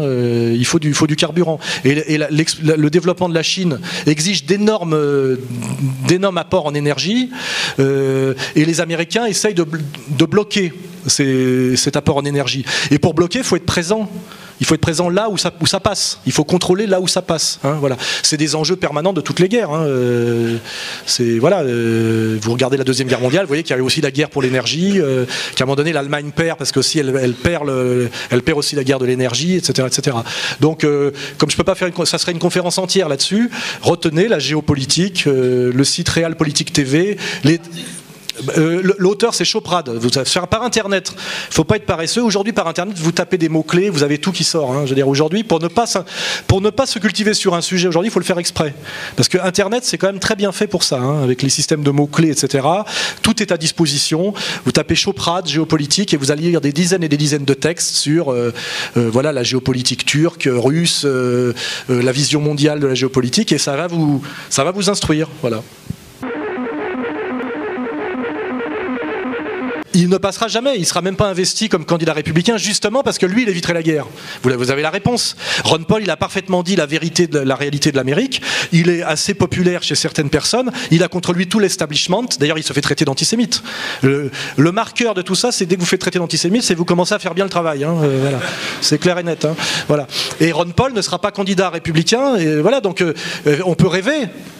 Mais effectivement, s'il était élu, je pense qu'on sortirait de ce danger. Mais il ne sera pas élu parce que Wall Street et le complexe militaro-industriel américain lui feront la peau plutôt qu'il puisse accéder au pouvoir, c'est tout. Malheureusement, c'est la réalité pratique. Hein. Il ne sera pas investi, donc de toute façon ils n'ont même pas besoin de l'assassiner. Il ne sera pas candidat républicain. Il ne gagnera pas la primaire. Et s'il gagnait la primaire, il serait battu. Ouais, et puis c'est vrai. Et puis s'il était élu, il finirait comme Kennedy, sans doute. Oui, voilà. Mais de toute façon, je pense qu'il ne sera pas candidat. Il n'a pas le. Voilà. Quand vous avez contre vous l'establishment dans une compétition qui est faite pour la victoire de l'establishment, vous ne pouvez pas gagner parce que c'est un jeu qui a été créé pour que ne puissent gagner que les maîtres du jeu. Oui, mais c'est comme moi. Si moi je disais, si j'étais demain président de la République française, je désengagerais l'armée française d'Afghanistan. Je me tournerai vers la Russie, je ferai des tas de choses, mais je ne serai jamais président de la République. Voilà, donc voilà, le problème, c'est qu'on est dans le monde réel. Et dans le monde réel, je vous dis, vous vérifierez très vite que Ron Paul ne sera pas, non seulement pas président des États-Unis, mais il ne sera même pas le candidat républicain. Et que le candidat républicain qu'ils vont mettre face à Obama, le nègre de maison, comme on dit, on avait annoncé tout ça, et ben le mec qu'ils vont mettre en face, sur tous les fondamentaux de la politique sérieuse, proposera exactement la même chose que l'autre, c'est-à-dire qu'il n'y aura que des petites nuances sociétales sur le port d'armes, des trucs symboliques auxquels sont attachés les Américains. C'est la paire de Santiago de Ronald Reagan, quoi, voilà, pour renouer avec l'Amérique des pionniers et occulter ce qu'on appelle les rubber barons, c'est-à-dire le fait que le rêve américain a été entièrement enseveli sous le capitalisme voilà, monopoliste. Alors évidemment, à un moment donné, on sort un acteur d'Hollywood, on le déguise en cow-boy. Ça veut dire qu'on méprise les électeurs et que les Américains globalement sont des cons, c'est ça que ça veut dire, hein, c'est tout. Parce que pourquoi il suffit de mettre des Santiago pour renouer avec le rêve américain de la frontière? C'est vraiment qu'on ne comprend rien à la politique. Et malheureusement, c'est comme ça. C'est-à-dire que les élections sont un système qui est fait pour gagner ceux qui les ont inventés.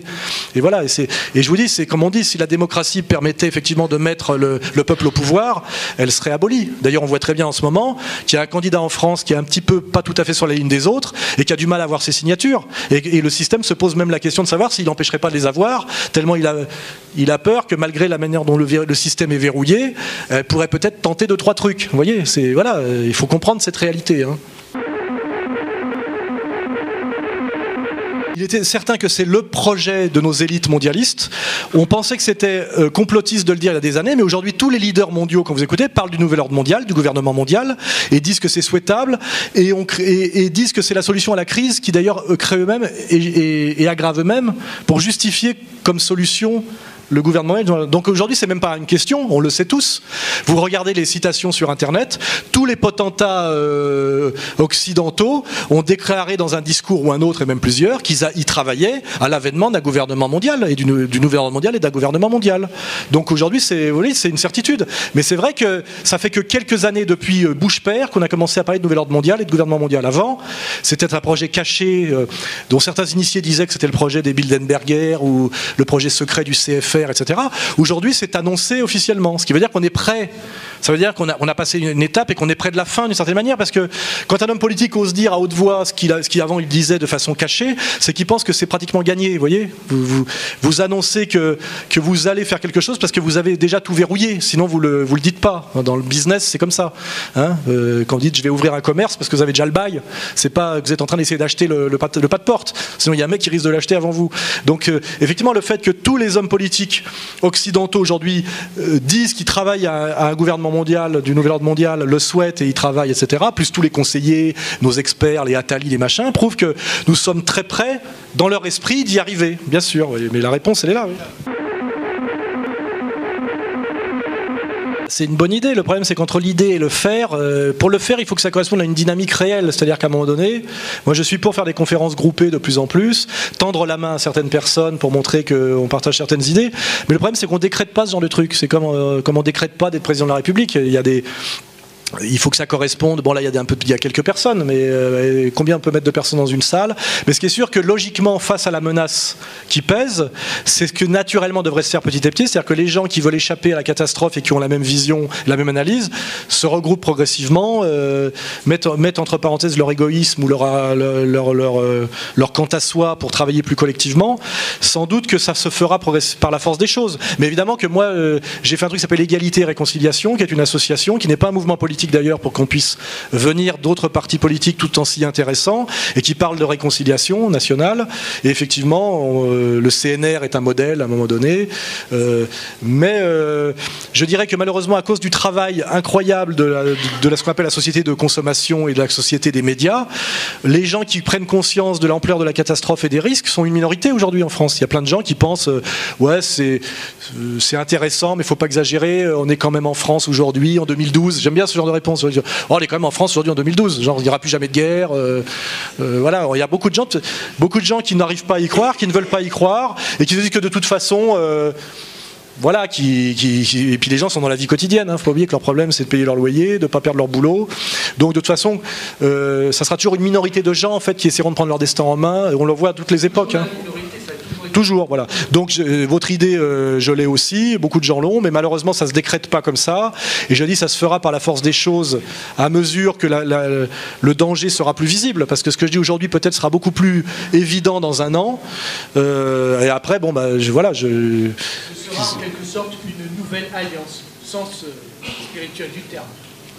C'est surtout des gens qui font le boulot. C'est-à-dire moi, si je suis entre guillemets un intellectuel, je ne sais pas ce que ça veut dire, et que je réfléchis à tout ça et que je vois des choses, je sens qu'il est de mon devoir de le faire partager à des gens qui n'ont peut-être pas le temps que j'ai pour aller sur Internet, lire, etc., etc.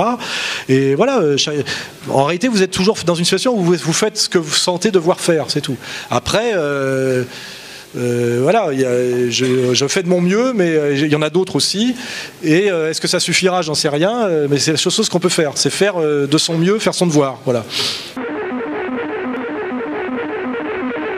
Mon critère, c'est qui résiste à la domination impériale et qui s'y soumet. Et je le dis, pourquoi je résiste à la domination impériale? Parce que je pense qu'il est de l'intérêt supérieur de la France d'y résister. Ça pourrait être notre intérêt d'y collaborer. Je pense que, comme De Gaulle l'avait compris, la France a intérêt à un monde multipolaire, et que la France, quand il y a plusieurs empires concurrents, peut tirer son épingle du jeu, hein, on peut le dire même de façon assez cynique, hein, à la Carl Schmitt. Hein, notre intérêt, l'intérêt bien compris de la France, est un monde multipolaire. Nous avons perdu à la limite tous nos avantages après l'écroulement de l'URSS, parce que quand il n'y a plus qu'un empire, il dicte sa loi, et on voit d'ailleurs que quand la Russie se rebecte un peu, ça confine un peu l'arrogance américaine, et tant mieux. Voilà. Mais moi, votre lecture sunnite-chiite, ce n'est pas la mienne, je ne suis pas théologien. Et je ne vois pas en quoi l'Arabie Saoudite représenterait le sunnisme. Je pense qu'un sunnite qui se respecte... Comment ? Oui, mais ça, c'est des débats théologiques. D'abord, d'ailleurs, le wahhabisme est une branche du sunnisme, de toute façon. De toute façon, il y a 73. Voilà. Ce sont des débats théologiques intra-musulmans. Moi, ce qui m'intéresse, c'est qui résiste à la domination impériale pour des raisons morales et des raisons d'intérêt bien compris. Et je parle en tant que Français. Il faut quand même que vous compreniez aussi que moi, je ne suis pas comme certains qui défendent toujours les intérêts des autres, on ne sait pas trop pourquoi, qui se mêlent de ce qui ne les regarde pas, qui défendent les ouvriers qui n'ont jamais été ouvriers, etc. Moi, je suis un Français, je me revendique comme Français et je défends d'abord les intérêts de la France et d'une certaine idée de la France, hein, qui fait que j'aime mon pays et que je le respecte. Il y a des choses que j'aime moins, etc. Et dans cette vision-là, effectivement, la résistance iranienne à l'impérialisme m'intéresse. Mais je vous signale aussi que m'intéresse également la résistance du Hamas. Le Hamas, excuse-moi, ils sont sunnites. Ah ouais, non mais d'accord, il y a toujours une raison pour que ça aille pas, évidemment. Les trois quarts des gens ici ne comprennent rien à ce charabia de musulmans qui fait d'ailleurs que les musulmans perdent tous leurs combats parce qu'ils passent plus de temps à se battre entre eux qu'à se battre contre leurs ennemis. Hein. C'est déjà le problème qui devrait se poser. J'aimerais savoir la dernière fois que vous avez gagné un combat. C'est-à-dire que toute la violence musulmane est tournée à l'intérieur du monde musulman. Il faut quand même le comprendre. Hein. C'est quand même un drame.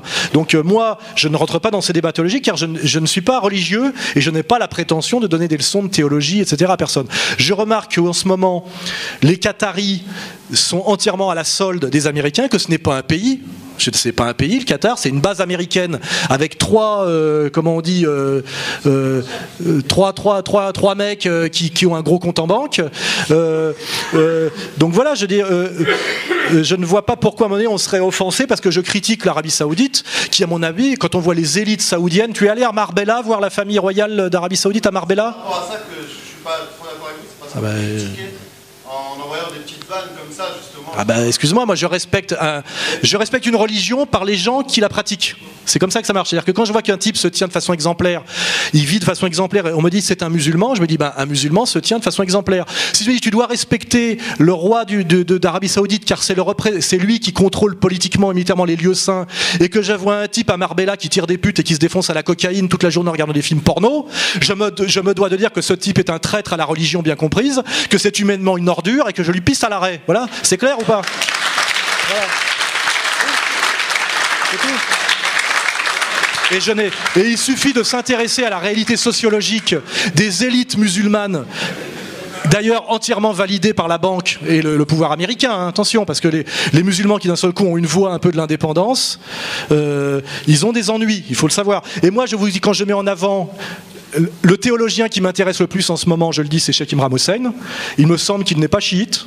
Hein, il est sunnite, mais ce qui est intéressant, c'est qu'il vient de Trinidad et Tobago et qu'il vit en Malaisie, c'est-à-dire qu'il échappe finalement à tout le bordel dans lequel on est, les problèmes coloniaux et post-coloniaux du monde méditerranéen. Et c'est pour ça que, à mon avis, sa parole islamique est intéressante, parce qu'il n'est pas pris dans ces problèmes dans lesquels est pris Tariq Ramadan. Tariq Ramadan en permanence est obligé de se poser la question de plaire aux mecs des banlieues, de ne pas déplaire au gouvernement anglais. Et là, je viens d'apprendre qu'il vient de créer un site de recherche islamique au Qatar.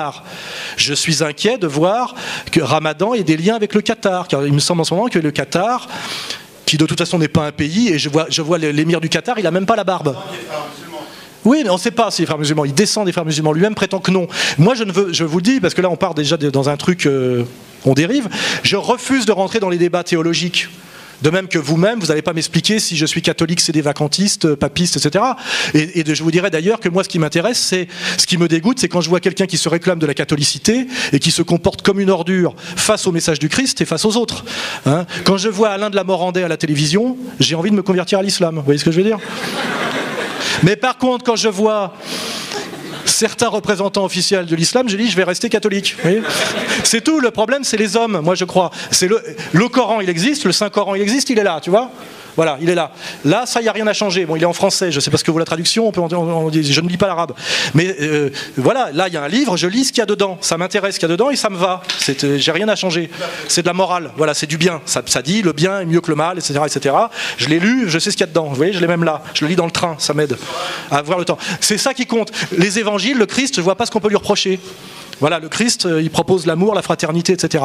Il y a des gens qui ont des projets plus ou moins hostiles, belliqueux, dominateurs, etc., etc. Et moi, ce qui m'intéresse, c'est les textes pour savoir ce qu'est une religion, et après je juge les hommes. Si tu dis tu n'as pas le droit de critiquer cet homme-là parce que c'est un musulman, bah, et ta sœur, non, je veux dire, ça serait trop facile, tu vois. Ça serait trop facile. Et de même, je veux dire, si tu me dis tu n'as pas le droit de critiquer cet homme-là parce que c'est un catholique, nous, Français catholiques, on se prive pas de critiquer tous les catholiques qu'on estime être des traites à la catholicité. Je passe mon temps à critiquer toute la catholicité officielle depuis Vatican II. J'aimerais bien que les musulmans aient la capacité critique à l'intérieur de leur religieux que nous avons à l'intérieur de la nôtre. Car je t'ai garanti qu'aujourd'hui, nous, catholiques, on est très critiques envers une certaine déviance du catholicisme, et nous, Français, aussi très critiques envers une certaine politique française.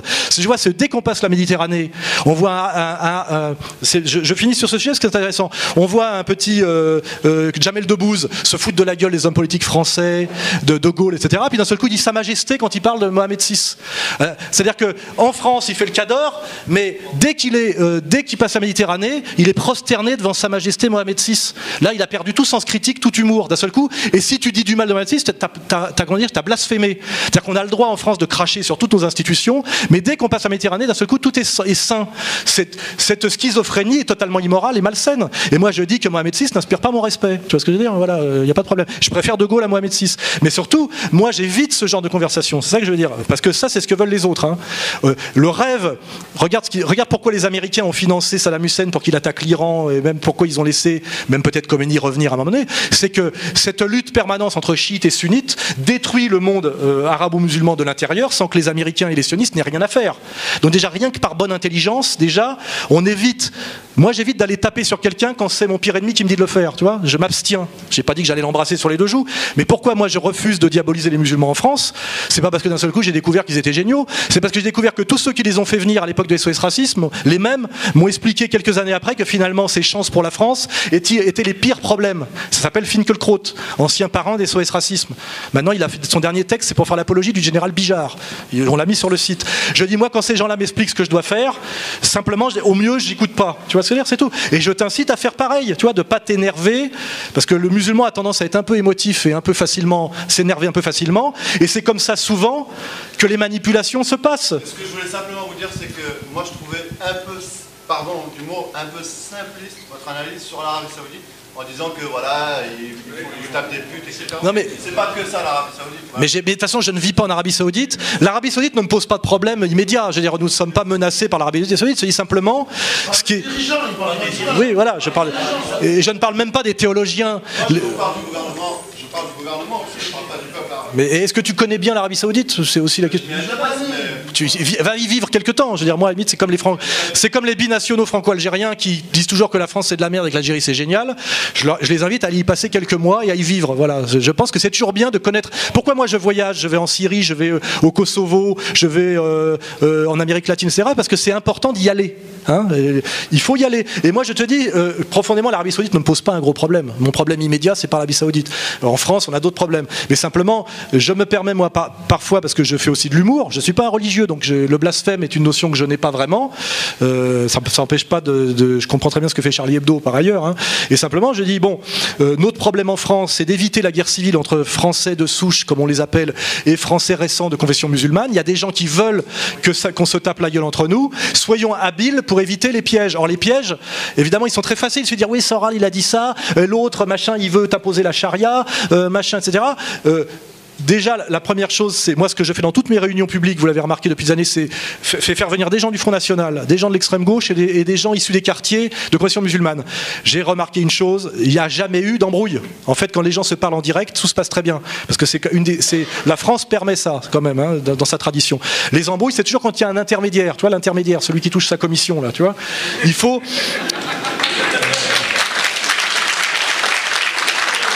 faut limiter les intermédiaires, et quand on voit quand on limite les intermédiaires, c'est moins cher et on a moins de problèmes. Voilà. Et j'incite, c'est une version écologique de la diplomatie.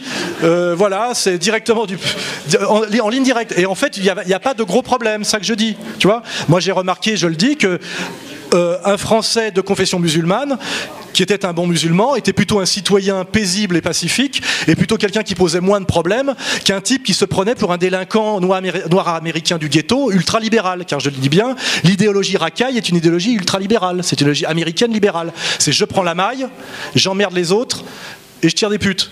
Et j'avais bien fait remarquer depuis des années, j'étais le premier sur ce terrain-là à l'époque, qu'effectivement on ne pouvait pas à la fois faire l'amalgame entre la tournante et la mosquée, la délinquance et l'islam. J'ai dit voilà, normalement un bon musulman n'est pas délinquant. Et c'est toutes ces questions-là que j'ai posées, et je pense qu'elles sont saines, parce que dans l'imagerie populaire française, à cause du rap notamment, on nous montre des voyous réislamisés soi-disant depuis 2 ans, qui à la fois ont une démarche totalement de gangsta rap, et en même temps prétendent être des musulmans. Et je dis que ça c'est très nocif et très dangereux, je pense que c'est fait exprès, et c'est ton boulot, plutôt que de t'occuper de l'Arabie Saoudite, de faire ce travail de défense de l'islam en France, pour que ce soit utile à la France et à toi. C'est-à-dire que démasquer les faux musulmans en France qui font le sale boulot, c'est beaucoup plus utile que de perdre du temps à parler de l'Arabie Saoudite. C'est ça que je veux dire, tu vois ? Voilà.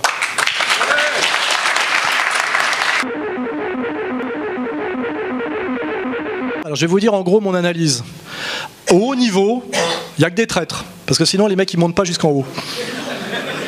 Ça s'appelle le plancher de verre. Par contre, dès qu'on est au niveau du capitanat, des officiers qui ne sont pas des officiers, je dirais, haut gradés dans la hiérarchie, qui n'est pas militaire, elle est politique, comme vous le savez, puisque en fait les hauts gradés sont des politiques. Là, c'est très sain. Les types sont des patriotes, ils comprennent qu'on leur fait faire que du sale boulot, etc., qu'on est en train de détruire l'armée française, volontairement. Et au niveau de la troupe, à part les abrutis complets qui eux cherchent juste, ceux qui réfléchissent un peu, surtout quand on les a envoyés 2-3 fois sur les théâtres d'opération qu'ils ont vus, sont aussi très patriotes. Et je pense que c'est la vision globale qu'on peut avoir en général des structures verticales en France, c'est que tous ceux qui sont tout en haut sont pourris, parce que c'est pour ça qu'ils sont montés tout en haut. C'est à la soumission et à la collaboration. Dès qu'on passe à un haut niveau en dessous, c'est sain. C'est-à-dire qu'il n'y a pas grand-chose, finalement, c'est la couche supérieure qui pose problème. Mais c'est pareil au niveau de la politique. Dès que vous regardez des fonctionnaires à un deuxième niveau, ils sont assez sains, ils font leur travail, ils croient à la mission de service public, etc. Et en haut, effectivement, c'est le collabo intégral, quoi. Voilà. Donc, c'est à la fois désespérant quand on voit le haut commandement, mais en même temps, quand on se dit que finalement, pas tant que ça, parce qu'on dit finalement, quand on enlève cette écorce superficielle, le reste, plutôt, on est quand même encore dans un pays où les gens ont conscience de ce que la France, ont un peu l'amour du drapeau et d'une France saine, je veux dire pas d'une France qui se prendrait pour l'Allemagne ou l'Angleterre, d'une France française. On sait ce que c'est que les fondamentaux français. Ils sont même rappelés par le Front National aussi. On est français sans distinction de race, d'origine, de religion, etc. Du moment qu'on se sent français et patriote, quoi. C'est cette idée française qui n'est pas une idée, qui est une idée assez ancienne. Je veux dire, voilà, on a toujours fait venir des Léonard de Vinci, des Mazarin, même bon, si c'est pas dans les mêmes proportions. La France a toujours été un pays qui est un pays génial pour ça. C'est que c'est le seul pays du monde où un étranger arrive et en une génération il se sent plus français que les Français. C'est très rare, ça n'existe pratiquement pas dans d'autres pays. On a plein de Français, plus français que les Français ici, qui simplement étaient, leurs parents ou leurs grands-parents étaient polonais, portugais, espagnols, etc. Et ça c'est le génie français. C'est un pays qui fait que très vite on se sent parfaitement français. Voilà. C'est en train d'être un peu bousculé en ce moment parce que le problème c'est que pour pouvoir assimiler, il faut assimiler à quelque chose. Quand les élites françaises rêvent toutes d'être américaines et déclarent qu'elles sont inconditionnellement ou éternellement attachées à Israël, il est difficile d'assimiler des gens qui viennent du Maghreb quand les élites qui veulent l'assimiler eux-mêmes leur vendent l'Amérique et Israël. Voilà. Je pense que si on assimilait les Français récents au moins, au minima, à la France et pas à l'Amérique ou à autre chose, ça serait déjà plus facile. Mais en réalité, on leur demande de s'assimiler à la trahison de la France. Ce qui veut dire que c'est un échec évident, puisque quand Sarkozy demande, veut faire passer des examens aux Français récents pour voir si c'est des bons Français, je pense que lui-même, s'il le passait, il ne l'obtiendrait pas. C'est une évidence, Et je le dis clairement parce que j'ai la connaissance du terrain, je connais beaucoup de Français d'origine maghrébine, puisque c'est à eux qu'on pense, faut pas mentir, qui sont beaucoup plus français que Sarkozy, tel que je le conçois moi, il n'y a aucun problème. J'ai beaucoup plus confiance en eux pour défendre le pays et le drapeau que la clique qui est au pouvoir en ce moment, c'est une certitude. Voilà, c'est pour ça que c'est ça le problème bien posé, c'est que quand les Français récents voient des Français respectables, tels que d'ailleurs, on leur parle de Gaulle, on leur parle de Tabarly, on leur parle de... Il n'y a pas de problème, c'est qu'évidemment, comment voulez-vous vous soumettre au nom de la France à des gens qui n'ont aucune légitimité et qui ne représentent, que ce soit d'ailleurs intuitif ou explicite, que la trahison, le mensonge. C'est moralement insupportable. Et c'est ça notre situation actuelle. C'est que les gens qui prétendent assimiler les Français d'origine immigrée sont eux-mêmes des traîtres, non seulement des traîtres à la France, mais ils détestent tout ce qui est profondément français. Il suffit de voir le dernier texte de Bernard-Henri Lévy, publié sur son bloc-notes, où je suis cité d'ailleurs, ce qui est un honneur, ainsi que Dieudonné. Et le titre, c'est Marine Le Pen n'aime pas la France. Et il nous explique que Marine Le Pen n'aime pas la France, mais que lui, il est censé représenter, incarner la France. C'est sûr que comment je veux amener des Français récents, immigrés, à l'amour de la France, si ils pensent que la France, c'est Bernard-Henri Lévy. Voilà, on est dans ce problème-là aujourd'hui, voilà, c'est clair. Je peux faire ce que je fais aujourd'hui et j'arrive à survivre malgré la fatwa, parce que j'ai subi une fatwa. Hein. J'ai été piégé dans une émission en 2004, condamné, comme vous le savez, pour la chose la plus infamante qui existe, et depuis interdit de travailler, il faut le savoir. Hein, voilà. Et je n'ai pu survivre et faire ce que je fais que parce qu'il y a eu Internet qui s'est développé entre-temps et qu'on a le site Égalité Réconciliation, etc., etc. Donc effectivement, le pouvoir, tel qu'on le définit, a bien compris le problème Internet. C'est qu'effectivement, tout ce que vous savez aujourd'hui et qu'on vous cachait, c'est vous l'avez trouvé sur Internet. Y compris les petites phrases qu'on ne veut pas que vous ayez entendues d'Attali, les bêtises faites par certains, etc. Et le pouvoir, que ce soit aux États-Unis ou en France, cherche à bloquer Internet. Alors ils le feront jamais pour dire que c'est là où est l'opposition authentique. Ils le font toujours au nom de la lutte contre la pédophilie, pour défendre les droits d'auteur ou de la lutte contre la haine raciale, etc. Mais effectivement, ils cherchent la solution. Je ne sais pas s'ils la trouveront ou pas, mais comme Internet c'est mondial, c'est assez difficile à bloquer, mais aux États-Unis ils y travaillent, en France ils y travaillent aussi, et c'est pour ça que moi je me dépêche de faire ce que je fais, parce que je pense qu'à un moment donné, peut-être qu'ils trouveront effectivement la solution pour interdire les sites comme le mien, etc., au nom de non-respect de je sais pas quoi, des droits de l'homme, de chartes, etc. Pour l'instant ils n'y sont pas encore arrivés, mais ils y travaillent, toujours sous faux drapeau, hein, sous des prétextes fallacieux, jamais enfin toujours. Et effectivement c'est une des clés de la résistance aujourd'hui, c'est l'indépendance d'Internet.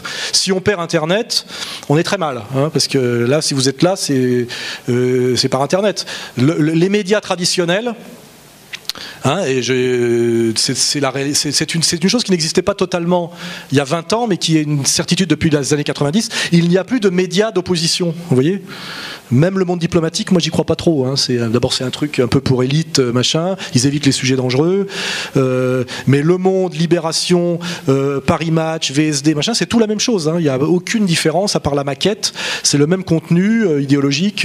Voilà. Donc il n'y a d'opposition dans le monde des médias que le monde sauvage qui est sur Internet. Je vous dis, un journaliste honnête est un chômeur. Un journaliste qui gagne sa vie est une pute. C'est une certitude. Je le sais parce que tous mes copains qui sont encore dans le journalisme officiel ont démarré en même temps que moi et je les connais tous intimement. Hein, et je les ai vus se soumettre, trahir progressivement. Ils pensaient tous comme moi au début, il n'y a pas de problème. Hein. Et ils l'ont tous fait pour la gamelle. Et en fait, c'est ce qu'on appelle la centrifugeuse. Les gens qui pensaient un peu, qui osaient un peu, ont été progressivement virés. Et à force de virer progressivement, il n'y en a plus aucun. Et là, on est vraiment depuis des années dans une situation où il n'y a plus aucun opposant à l'intérieur du monde médiatique. Hein, et heureusement, comme c'est là qu'on voit qu'il y a un peu de chance, un peu de miracle, un peu de pas quoi, c'est qu'il y a eu Internet. Internet a été la réponse qui fait que cette victoire n'a pas été une victoire totale. Parce que si effectivement il n'y avait pas Internet, moi je parlerais debout dans la rue sur une caisse, enfin j'aurais renoncé quoi. Hein, voilà. Et je me vais, voilà. Enfin non, la camisole, on met, ça serait même pas les flics qui viendraient me chercher, mais des gens en blanc avec une petite croix rouge. Voilà. Donc c'est pour ça qu'on a de la chance quelque part, parce qu'on se dit c'est foutu, etc. Puis d'un seul coup Internet arrive et vous sauve. Vous voyez, moi sans Internet, effectivement, je serais comme il était prévu mort. Pareil pour Dieudonné. Hein. Si Dieudonné n'avait pas Internet, etc., pour relayer ses spectacles, etc., bah pareil, il a été décrété de mort sociale, économique, parce que le système de domination, qui est un système, comme je le dis, économique, vous décrète d'abord de mort économique, pour des raisons morales, toujours. Hein. Vous avez fait une faute morale impardonnable, on sait laquelle est la plus grave des fautes morales hein, dans le système, et vous êtes déclaré de mort économique. On n'a pas besoin de vous tuer quelque part, on vous fait sombrer dans la dépression, l'alcoolisme et la pauvreté, quoi, voilà, et vous disparaissez en douceur, ce qui est quelque part plus efficace qu'on vienne vous chercher la nuit avec des mecs en uniforme, etc., parce que les voisins parlent, il peut y avoir des prises de conscience, etc. On est dans un monde très, très, très feutré, quoi, hein, à ce niveau-là. Et effectivement, Internet, les bonnes questions, nous permet de tenir, et ils réfléchissent comment, effectivement, verrouiller Internet. On peut déjà dire que les sites qu'ils avaient créés, comme Mediapart, Rue 89, etc., sont des faux sites dissidents, financés par les mecs de l'IB, etc., etc. Pas beaucoup de catholiques, d'ailleurs, chez eux, en général. Petite remarque. On n'aime pas beaucoup les catholiques en France, en ce moment. Et il n'y a pas que les musulmans, hein, qui ne sont pas aimés. Il y a aussi les catholiques, il faut le savoir. Et effectivement, ces sites de soi-disant alternatifs qui étaient là pour faire un peu du Canada Dry comme le nôtre, ça marche pas tellement d'une certaine manière, parce que comme il n'y a pas le contenu, au bout d'un moment ça marche pas. Ils ont tous plongé, hein, ils ont tous plongé. Et c'est ça qui est un peu notre chance, c'est qu'aujourd'hui les gens qui sont en vraie demande de dissidence et de critique, ils vont pas sur Canal+ écouter le grand journal ou le petit journal. Ils ont compris. Ils veulent de la vraie critique sérieuse. Et là, ils ont le niveau maintenant en général pour ne pas se contenter de trucs frelatés. Et c'est pour ça que Rue 89 ça va pas. Je sais pas quoi, Mediapart ça va pas parce qu'ils font pas le boulot, quoi. Et récemment il y a des trucs bizarres comme l'espèce de truc où ils ont des masques là, je sais pas comment ça s'appelle. Ça pue, hein, ce genre de truc, ça pue. Hein. C'est des trucs un peu... sur les sujets sérieux, d'ailleurs, il y a des tests très faciles pour voir si c'est sérieux ou pas. Hein. On leur a imputé le piratage du site du CRIF. Ils ont enlevé leur masque pour dire que c'était pas eux. Et le type, à la fin... Et là, on se dit, bon, c'est pas des durs de durs, quoi. Hein. Mais c'est sûr que ce genre de truc, tuer Internet pour tuer la dissidence ou mettre sur Internet des faux sites dissidents et faire disparaître les vrais, c'est sans doute le projet, ils y pensent, etc., etc. C'est pas si facile, quoi. La loi Adopi qu'ils essayent d'aggraver, il y a l'exemple aux États-Unis, sous prétexte effectivement de défendre du copyright, du droit d'auteur, etc., essayent de bloquer. Moi, je reçois régulièrement pour le site Égalité et Révolution des lettres d'avocats qui nous intiment l'ordre d'enlever des articles, notamment l'AFP. L'AFP nous avait demandé je sais pas combien de milliers d'euros parce qu'on avait passé des brèves AFP et qu'on payait pas la cotise, alors qu'en fait c'était des brèves de deuxième main qui étaient sourcées. C'est contrairement contraire à la tradition, au droit, etc. Mais c'était pour nous taper au porte-monnaie et nous menacer. Et on l'a eu de journaux, je vous interdis de relayer tel article, etc. Toujours des avocats. C'est le gros système à l'américaine, avocat et menace de procès, d'amende. En général, ce qu'on fait, c'est que non seulement on n'enlève pas le truc, mais on met la lettre d'avocat, on la publie, pour montrer que tel truc nous menace, comme ça, on voit bien que c'est des collabos, et en général, ils aiment pas qu'on mette en ligne la lettre de l'avocat qui nous menace, nous demande de l'argent, nous fait comprendre que si on paye pas tout de suite, machin, etc. On fait comme ça. Mais ce genre d'attaque, effectivement, il est évident que le système est intelligent, qu'il se défend, et que c'est un truc, voilà, c'est en permanence, et que c'est toujours fait sous des prétextes évidemment fallacieux, et qui vont sans doute essayer de plus en plus de contrôler Internet, et ils le feront, non, je vous le dis, de la lutte contre la pédophilie et de la défense du droit d'auteur. Ça, c'est sûr. Hein. Quand on connaît un peu comment fonctionne le système, c'est une évidence. C'est pareil que le gouvernement libre pour la Syrie démocratique et des pâquerettes. On sait que les types ils sont domiciliés à Londres. Voilà. Pareil, la Birmane qui nous sort en ce moment parce qu'ils vont normaliser les rapports avec la Birmanie, qui a eu le prix Nobel évidemment. On découvre qu'elle est mariée avec un Anglais depuis toujours, donc elle n'est pas juste birmane, hein, etc., etc. Enfin, mais ça, quand on a un peu de bouteille et de culture, on le devine et on le vérifie systématiquement. Toutes ces histoires d'ONG, on ne peut être une ONG que si on est validé par l'ONU. Donc c'est l'ONU qui dit si vous êtes une ONG ou pas. Donc on comprend toute cette mécanique. Donc sur Poutine, je suis très content que vous le disiez, mais je pense qu'ici tout le monde a le niveau pour le comprendre, qu'effectivement on n'est pas dans un jeu de transparence démocratique et que tous les coups sont permis. Et donc voilà, je pense que c'est ça le fait d'être initié à la dissidence intelligente et de se cultiver, c'est qu'on tombe plus dans ces pièges grossiers où je vois ma belle-mère qui me dit oui mais quand même il paraît que machin, j'ai eu ça dans VSD, etc. Bon, on a tous passé le cap, je crois, hein, maintenant, voilà. Et c'est quand même ça qui est intéressant, c'est que on élève de ce point de vue-là le niveau de conscience citoyen, donc on élève la capacité de produire demain de la démocratie, quoi. C'est-à-dire, on peut se revendiquer de ça, quoi. On essaie de donner des armes aux citoyens pour se défendre contre les manipulations antidémocratiques. Ce qui est bizarre, c'est qu'on est châtié pour ça par ceux qui prétendent incarner la démocratie. Si le plus de gens possible en France comprennent la manip et la commente et la dénonce, et que il est très difficile dans les pays démocratiques de faire des guerres considérées comme totalement illégitimes et impopulaires par le peuple. C'est pour ça qu'il y a toujours un travail de préparation. On l'a vu pour la Yougoslavie, on l'a toujours vu, puis ça remonte sans doute à bien avant. Le principe des démocraties, c'est qu'il faut faire des guerres majoritaires, c'est-à-dire avoir 51% de l'opinion qui pense que c'est bien. Donc il y a un travail de préparation du peuple, hein, c'est le principe. Et plus ce peuple est dur à, comme on dirait, une viande à attendrir, plus il est rétif à la manipulation, plus c'est compliqué. Donc notre combat, il est là, c'est que plus le niveau de conscience des citoyens est élevé, plus leur capacité critique est grande, plus la démocratie a du mal à fonctionner selon ces critères qui sont très mensongers, c'est-à-dire à prétendre faire les choses au nom du bien. Au moment donné, elle est obligée de les faire au nom des intérêts de l'oligarchie et contre les intérêts du peuple de façon visible, c'est-à-dire ce qu'on appelle le passage en force. Et quand il y a du passage en force, forcément il y a de la prise de conscience. Donc à un moment donné, on s'approche de cette période où il y a de plus en plus de Français qui comprennent que la démocratie représentative est une mascarade, que Sarkozy est un traître, qu'il a fait tout le contraire de ce qu'il avait promis, que l'Union européenne appauvrit l'Europe, que l'euro est une monnaie qui a multiplié par je sais pas combien le prix des produits de première nécessité. Voilà, c'est cette capacité de décrypter les mensonges qui fait progressivement que l'ennemi est comme démasqué. Et on ne peut rien faire de plus. Moi, je propose pas d'aller acheter des armes, ce genre de conneries de dingo.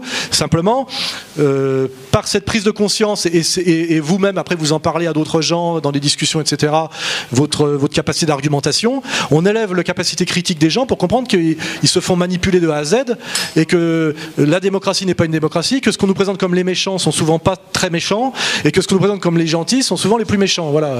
Et moi, une fois qu'on a fait ça, on a fait de ce qu'on devait faire et du mieux qu'on le pouvait. Je pense que c'est difficile de faire plus. Et après, advienne que pourra. Hein. Je veux dire, voilà, il n'y a pas de martingale magique. Hein. Bon, ouais. Merci à tous. Merci à tous, je rappelle. Ici, Lens. Ceci termine notre émission de 13h destinée à l'Europe. Notre prochaine émission aura lieu à 17h.